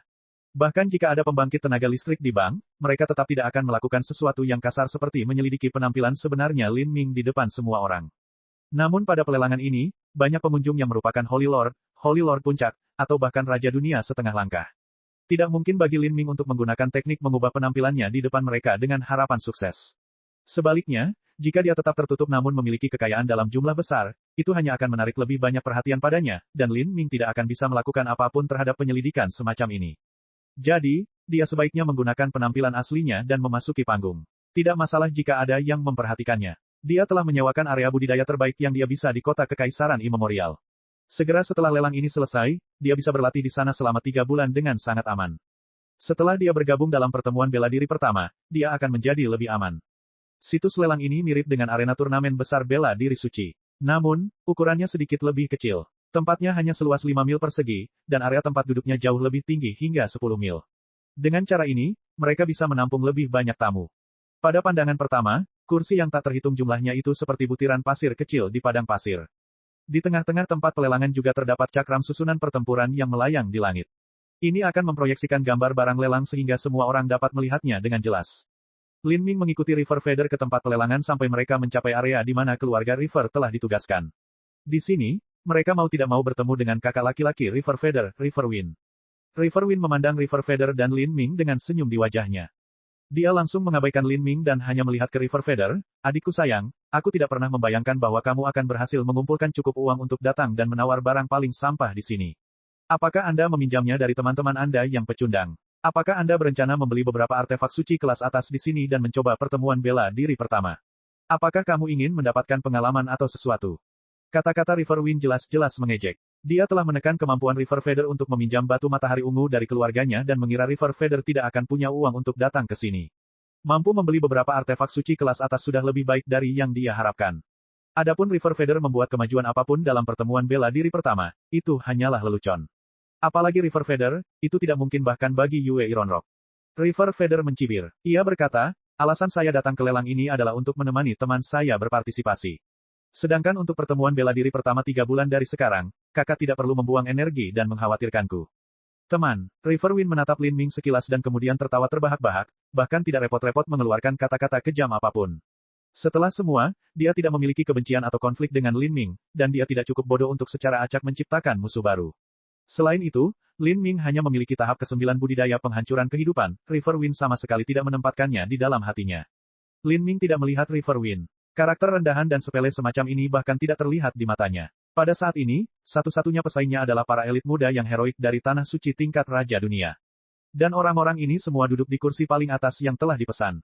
Tidak ada seorang pun dari Tanah Suci bela diri sejati yang datang, tapi itu masuk akal. Tuan Suci Tanah Suci bela diri sejati adalah Raja Dunia bela diri sejati. Orang ini telah mengelola True Martial Great Wall dan Starbin Bank selama bertahun-tahun sehingga dia pasti telah mengumpulkan kekayaan dan sumber daya yang tak terhitung jumlahnya. Sumber daya ini seharusnya lebih dari cukup untuk menyediakan segala yang dibutuhkan para murid Tanah Sucinya. Hanya dalam aspek ini saja, Tanah Suci tingkat Raja Dunia biasa seperti rumah bela diri suci tidak bisa dibandingkan. Saat Lin Ming berpikir, dia melihat ke arah para elit muda yang duduk di bagian yang dilindungi undang-undang. Tidak hanya ada orang-orang dari rumah bela diri suci, tetapi ada juga murid-murid dari pengaruh super lainnya. Murid-murid ini datang dari luar kota kekaisaran abadi. Jika mereka bisa duduk di level tertinggi, tingkat pengaruh mereka pasti tidak lebih buruk dari klan naga kuno. Di sekitar Lin Ming, 90% seniman bela diri yang hadir adalah elit muda yang heroik. Mereka semua datang untuk pelelangan ini dan juga pertemuan bela diri pertama 3 bulan dari sekarang. Mereka terus-menerus mendiskusikan semua peristiwa menarik yang baru-baru ini terjadi. Lin Ming duduk dengan mata terpejam dalam meditasi, mengabaikan semua percakapan di sekitarnya. Lelang ini mirip dengan medan perang. Jika dia tidak bisa menang di sini maka akan sulit baginya untuk meningkatkan kekuatannya dengan cepat dalam 3 bulan ke depan. Ini akan sangat mempengaruhi kinerja dalam pertemuan bela diri pertama alam ilahi. Jika dia ingin maju ke 10 besar, itu akan terlalu sulit. Para tamu yang terhormat, Anda telah menunggu lama sekali. Lelang kota kekaisaran akan dimulai sekarang. Pada saat ini, di tengah-tengah lokasi lelang, suara menawan dan genit bergema, dengan mudah menyebar sejauh belasan mil. Lin Ming membuka matanya. Dia bisa melihat di tengah lokasi lelang, ada seorang wanita berpakaian merah berdiri di sana. Dia lembut dan cantik naif, dengan kulit seputih es dan tubuh yang tampak terbentuk dari air. Dia memiliki penampilan yang lucu dengan mata yang menjanjikan 10.000 mimpi berbeda. Secara keseluruhan, dia sangat cantik. Terlebih lagi, yang aneh adalah dia memiliki ekor rubah yang panjang dan berwarna putih musim dingin. Itu adalah Putri Honeilas dari klan rubah musim dingin. Saya tidak menyangka lelang ini akan dikelola olehnya. River Feather berkomentar dari samping. Lin Ming berasal dari salah satu dari 4 klan Dewa Binatang, tetapi meskipun mereka disebut klan Dewa Binatang, mereka hanya memiliki garis keturunan Dewa Binatang yang ditransplantasikan ke dalam tubuh mereka. Sedangkan untuk klan rubah musim dingin, mereka jelas memiliki nenek moyang rubah musim dingin yang sebenarnya. Mereka adalah keturunan manusia dan rubah musim dingin yang telah hidup cukup lama untuk menjelma menjadi manusia. Mereka dianggap setengah monster, oleh karena itu mereka memiliki ciri-ciri tertentu seperti ekor rubah. Adapun 4 junior klan Dewa Binatang, meskipun mereka dapat menggunakan beberapa keterampilan rahasia untuk mengambil bentuk atau karakteristik Dewa Binatang, mereka bukanlah bagian tubuh yang sebenarnya. Ini, wow, kudengar bakat Putri Honeilas sangat tinggi, tidak kalah dengan 3 keajaiban rumah bela diri suci. Ada banyak pelamar yang mengejarnya. Dengan dia yang memimpin pelelangan ini, para elit muda yang tak terhitung jumlahnya itu akan dengan gila-gilaan menaikkan harga karena keinginan mereka yang besar untuk menyenangkannya. Lin Ming tidak terlalu memikirkannya. Tidak masalah. Putri Honeilas paling banyak dapat mempengaruhi harga beberapa barang biasa. Adapun harta karun penutup akhir yang sebenarnya yang melibatkan sejumlah besar uang, tidak ada yang akan dengan sembarangan menaikkan harga hanya untuk senyuman dari kecantikan acak. Lin Ming duduk, menjaga hati dan pikirannya tetap tenang dan jernih. Kali ini, barang lelang pertama ditempatkan di atas panggung. Untuk setiap lelang, barang terbaik secara alami akan ditempatkan di akhir. Tapi, barang pertama juga akan berkualitas tinggi, dengan nilai yang tidak lebih rendah dari barang yang muncul di akhir. Hal ini untuk membangkitkan mood baik para tamu dan membawa grand opening acara tersebut. Putri Honeilas menepuk kotak di dekatnya dan tersenyum manis. Dia berkata dengan nada yang jelas dan malu-malu, "Terima kasih para tamu terhormat atas dukungan Anda. Di lelang kota kekaisaran ini, ada lebih dari 300.000 tamu yang hadir. Ini adalah barang lelang pertama untuk acara akbar dan penting ini. Apa yang mungkin terjadi? Bahkan aku pun tidak tahu." Suara Putri Honeilas semanis madu, membuat siapapun yang mendengarnya merasakan jantungnya berdebar-debar. Dia terampil membangkitkan mood para elit muda yang heroik. Banyak orang yang berteriak memintanya segera membuka kotak itu dan memulai pelelangan. Item pertama yang dilelang adalah, saat Putri Honeilas berbicara di sini, dia perlahan membuka kotak itu, memperlihatkan sepotong kristal tanpa cacat. Kristal ini berbentuk bayi, tingginya hanya setengah kaki. Melalui proyeksi cakram susunan pertempuran, seseorang dapat dengan jelas melihat setiap inci dan tekstur kristal. Yang aneh, bayi ini memiliki 9 lubang di tubuhnya. Secara kebetulan, ke-9 lubang ini semuanya berhubungan dengan titik akupuntur vital pada tubuh manusia. Mereka terbentuk secara alami dan tidak diukir, sebuah keajaiban alam. Dan di samping kristal ini ada sebuah kartu. Putri Honeilas mengambil kartu itu dan memeriksanya. Dia tertawa dan berkata, item pertama yang dilelang adalah kristal roh 9 bukaan. Hehe, jadi memang seperti ini. Saya pikir banyak tamu yang hadir akan bergabung dalam pertemuan bela diri pertama alam ilahi dalam 3 bulan. Jika Anda kalah dari lawan dalam hal kekuatan, maka tidak ada lagi yang perlu dikatakan. Namun, jika kamu kalah dari lawan bukan karena kekuatanmu tetapi karena senjata, maka itu akan sangat disayangkan. Kristal roh 9 lubang ini dapat digunakan untuk memberi makan roh artefak-artefak roh. Saya pikir saya tidak perlu menyebutkan betapa bergunanya roh artefak bagi artefak roh dan manfaat apa yang akan didapat dari roh artefak yang lebih kuat. Agar dapat bekerja dengan baik, diperlukan alat yang diperlukan. Dengan senjata yang unggul, pertarungan sudah setengah dimenangkan. Kristal roh 9 lubang ini memiliki harga dasar 4 miliar batu matahari ungu, dan kenaikan tawaran minimum setiap kali adalah 500 juta batu matahari ungu. Dan sekarang, saatnya memulai pelelangan. Kristal roh 9 lubang. Banyak elit muda yang hadir menelan ludah. Item lelang pertama sebenarnya ditujukan pada artefak roh. Kita tidak boleh lupa bahwa lelang ini ditujukan kepada seniman bela diri laut ilahi. Seorang seniman bela diri laut ilahi menggunakan artefak roh. Kemewahan macam apa itu? Artefak roh semacam ini membutuhkan seorang tetua tertinggi untuk mengeluarkan banyak waktu dan energi agar elit muda dapat terbiasa dengannya. Selain junior yang memiliki pengaruh super, tidak ada seniman bela diri laut ilahi lain yang bisa begitu boros. Dari sini saja, orang bisa melihat betapa megah dan megahnya lelang ini. Beberapa elit muda yang miskin merasakan sakit hati. Mereka telah mengumpulkan jumlah serendah mungkin agar dapat mengikuti lelang ini sebagai sebuah kegagalan, namun mereka bahkan tidak mampu membayar 1/5 dari harga penawaran awal. Kristal roh 9 lubang, lumayan. Lin Ming berpikir sendiri. Barang lelang pertama adalah sesuatu yang sebenarnya sangat berguna baginya. Ini adalah pertanda yang sangat baik tetapi juga masuk akal. Segala sesuatu dalam pelelangan ini ditujukan untuk para jenius laut ilahi. 5 miliar. Di antara penonton, seorang pemuda berseru, tiba-tiba menarik rasa iri dan kekaguman banyak orang. Ini membuktikan bahwa pemuda ini memiliki artefak roh sebagai senjatanya. Latar belakangnya bisa dibayangkan. Pemuda ini samar-samar tersenyum seolah ini bukan sesuatu yang pantas untuk disebutkan. Namun pada saat berikutnya, orang lain menaikkan harga. 5,5 miliar, 6 miliar. Harga naik semakin tinggi tetapi Lin Ming tetap bergeming untuk saat ini. Ia tahu bahwa harga awal hanyalah eksplorasi tentatif. Pembeli sebenarnya masih belum muncul. Bab 1160, Zhong Wensu. Seorang tamu menawar 7,5 miliar, apakah ada tamu lain yang bersedia menawar harga lebih tinggi? Putri Honeilas bertanya di panggung pelelangan dengan nada genit, nada yang menyebabkan banyak elit muda meluapkan darah panas. Tapi, ketika memikirkan biaya 7,5 miliar ini, mereka semua patah semangat. Harga ini terlalu tinggi. 7,5 miliar ya, siapapun yang menawar setinggi ini pasti kaya. Seorang murid muda menghela nafas dengan iri dari samping Lin Ming. Bagi banyak orang saat ini, total penggunaan sumber daya mereka hingga saat ini tidak melebihi 7,5 miliar. Namun, biaya ini sebenarnya digunakan untuk menawar kristal roh 9 bukaan untuk memberi nutrisi pada artefak roh. Tidak ada cara untuk menggambarkan kesenjangan ini.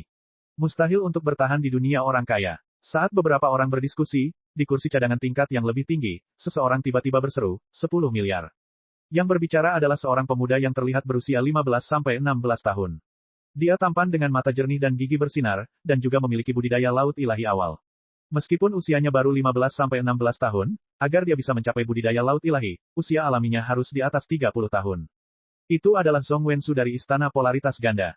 Istana Polaritas Ganda juga merupakan tanah suci Raja Dunia. Mereka berada pada level yang sama dengan Rumah Bela Diri Suci dan salah satu divisi cabang mereka terletak di Kota Matahari Putih. Kota Matahari Putih hanya sedikit kalah dengan Kota Kekaisaran Abadi dalam hal perdagangan. Pasti ada pelelangan yang diadakan di sana, tapi orang-orang ini sebenarnya memutuskan untuk melintasi puluhan juta mil untuk datang ke Kota Kekaisaran Abadi kita dan mencuri daging kita. Di dunia bela diri sejati, pengaruh tanah suci tingkat Raja Dunia dengan peringkat tertinggi secara alami adalah tanah suci bela diri sejati. Adapun Rumah Bela Diri Suci dan Istana Polaritas Ganda, mereka hanya bisa dianggap berada di ujung bawah spektrum tanah suci tingkat Raja Dunia. Begitulah keadaannya. Meski begitu, itu bukanlah sesuatu yang bisa dibandingkan dengan keluarga Yue atau keluarga Sungai. Mereka memiliki akumulasi puluhan juta tahun dan hanya sehelai rambut kecil dari mereka yang lebih tebal daripada paha beberapa keluarga terkemuka ini. Tanah suci Raja Dunia ini tersebar terlalu luas dan jumlah murid mudanya terlalu banyak. Bahkan Rumah Bela Diri Suci memiliki sejumlah besar kekuatan yang didistribusikan di luar Kota Kekaisaran Abadi. Tidak mungkin bagi mereka untuk sepenuhnya melakukan lindung nilai pada satu lelang kota. Menjelang pertemuan bela diri pertama, mereka harus menyebarkan jaring mereka sebanyak mungkin dan membeli barang sebanyak yang mereka bisa. Lelang Kota Kekaisaran Abadi ini adalah medan perang yang dipertaruhkan oleh banyak tanah suci Raja Dunia. Kita tidak boleh berpikir untuk dapat mengambil bagian dalam harta karun apapun. Makan sedikit sup saja sudah cukup. Murid dari tanah suci biasa dan keluarga kecil memahami nilai mereka sendiri. Tidak mungkin bagi mereka untuk membeli barang-barang besar, namun mereka mempunyai harapan untuk membeli barang-barang yang lebih kecil. Pada saat ini, di samping mereka, seorang pemuda tiba-tiba mengangkat secarik batu giok di tangannya, 10,5 miliar. Pemuda yang menyerukan tawaran ini duduk di kursi bawah auditorium tempat para murid dari keluarga biasa berada. Untuk memanggil tawaran ini dari posisi duduk itu, tindakan ini segera menarik perhatian semua orang. Siapa dia? Latar belakang seperti apa yang dia miliki? Semua elit muda tidak bisa tidak bertanya-tanya tentang hal ini. Lin Ming tetap tenang. Dia sudah siap untuk diperhatikan oleh orang lain dalam lelang ini. Perang kekayaan yang sebenarnya masih akan terjadi. Bocah ini, mungkinkah dia berteriak sembarangan? Lelucon yang luar biasa. Dalam lelang ini terdapat konsekuensi yang sangat serius bagi penawaran jahat tanpa sengaja. Terlebih lagi, 200 juta batu matahari ungu yang kami keluarkan untuk datang ke sini juga tidak akan dikembalikan. Bagi seorang murid dari keluarga biasa, harus menyerahkan 200 juta batu matahari ungu akan benar-benar menghancurkan mereka. Tidak ada orang yang begitu gila sehingga mereka akan menyia-nyiakan seluruh kekayaan yang diperoleh dengan susah payah untuk melakukan hal-hal besar, apalagi mengambil risiko bahaya dieksekusi di kemudian hari. Selain Lin Ming, River Feather tidak terkejut sama sekali. Dia sudah tahu bahwa Lin Ming memiliki tombak artefak roh, dan kualitasnya sangat tinggi. Tapi kakak laki-laki River Feather, River Wind, benar-benar tercengang. Dia memandang Lin Ming dan menelan ludah, 10,5 miliar untuk membeli kristal roh untuk meningkatkan senjata. Selain itu, ini adalah bukti bahwa Lin Ming memiliki artefak roh sebagai senjata. Bagaimana mungkin adik laki-lakinya bisa mengenal orang seperti itu? Zhong Wensu memandang Lin Ming dengan sedikit terkejut sebelum mengungkapkan senyuman lucu. Dia hanya tidak menempatkan tawaran bersaing Lin Ming di dalam hatinya. Dia menyesuaikan tempat duduknya ke posisi yang lebih nyaman dan kemudian dengan malas mengangkat slip giok di tangannya, meneriakkan tawaran lain, 12 miliar. 12,5 miliar. Lin Ming berkata sebelum satu nafas waktu berlalu. Tawaran kedua yang dia teriakkan ini seolah-olah dia sedang melemparkan tumpukan batu, bukan batu matahari ungu. Sangat menarik. Zhong Wensu mendengus, 13 miliar. 13,5 miliar. Setiap kali Lin Ming mengajukan tawaran lebih tinggi, jumlahnya 500 juta lebih.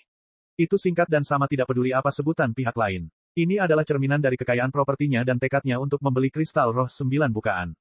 Terhadap momentum semacam ini, mudah bagi orang lain untuk melahirkan rasa takut di hati mereka, perasaan bahwa tidak mungkin memenangkan perang penawaran melawan Lin Ming. Zhong Wensu mengerutkan kening. Dia duduk, ekspresinya serius. 15 miliar, 15,5 miliar. Bocah ini, wajah tampan Zhong Wensu memancarkan sedikit ketidaksabaran. Saat dia melihat Lin Ming, matanya agak dingin. Dia memiliki artefak rohnya sendiri. Meskipun keluarganya telah menghabiskan banyak kekayaan untuk memurnikannya dan membantu melatihnya menggunakannya, jika dia benar-benar menjualnya maka dia hanya akan dapat menerima 80-90 miliar. Jika dia harus membeli kristal roh 9 bukaan ini untuk meningkatkan semangat artefak-artefak rohnya, itu akan menjadi hampir seperenam dari keseluruhan nilainya. Ini akan menjadi kerugian baginya secara keseluruhan.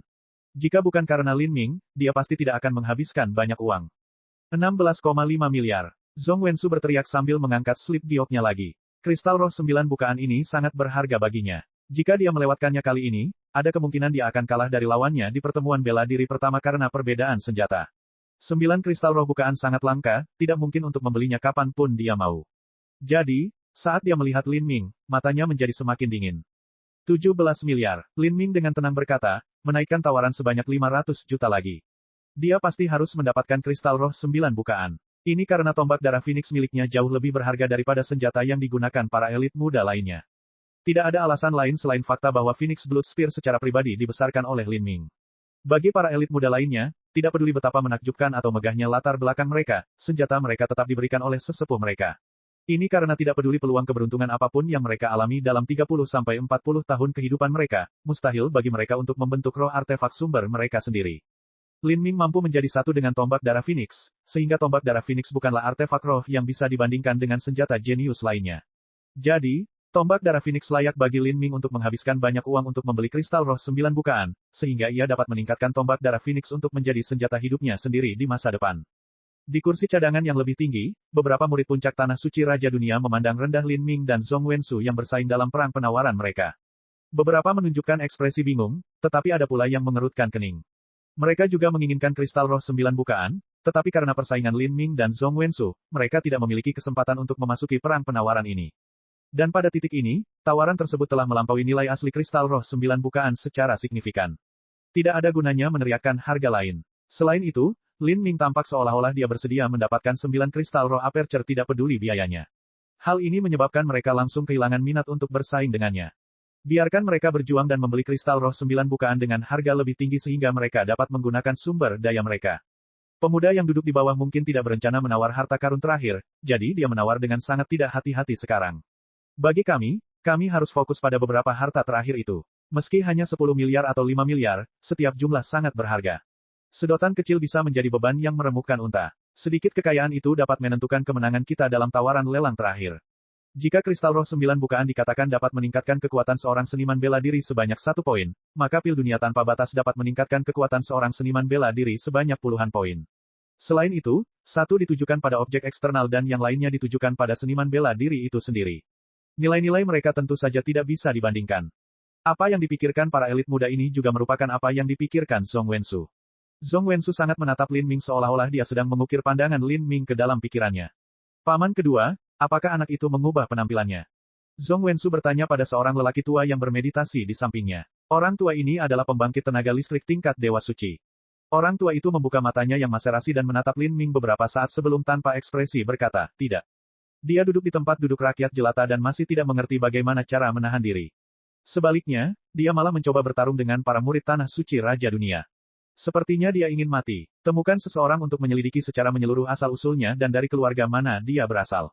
Zhong Wensu mencibir. Karena Lin Ming tidak duduk di bagian yang dipesan, itu berarti dia kemungkinan tidak memiliki latar belakang Tanah Suci Raja Dunia. Meski begitu, yang terbaik adalah berhati-hati dan menyelidiki latar belakang Lin Ming agar dia tidak terpaksa menendang dirinya sendiri nanti. Tentu saja, mustahil baginya untuk melakukan apapun di kota Immemorial Imperia, itu merupakan pelanggaran terang-terangan terhadap peraturan. Jika ada yang berani memprovokasi tempat suci Tanah Suci bela diri sejati, masa depan mereka mungkin tidak akan aman. Ini bukanlah keluhan khusus yang ingin dibalas oleh Zhong Wensu, tetapi proses alami dalam dunia seni bela diri. Dalam dunia seni bela diri, hukum rimba adalah yang terpenting dan yang kuat memakan yang lemah.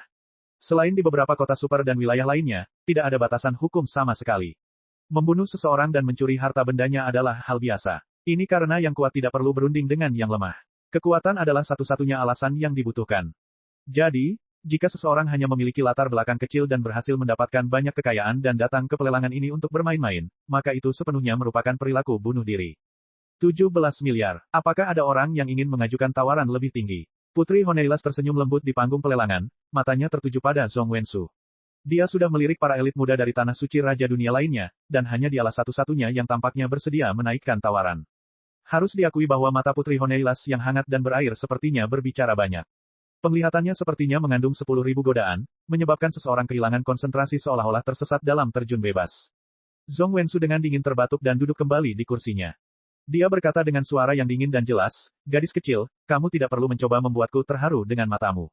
Tidak masalah bagiku bagaimana kamu terus menatap ke arahku. Berapa 17 miliar? Apalagi 17 miliar, jika suasana hati saya lebih baik, bahkan 170 miliar tidak akan berarti apa-apa.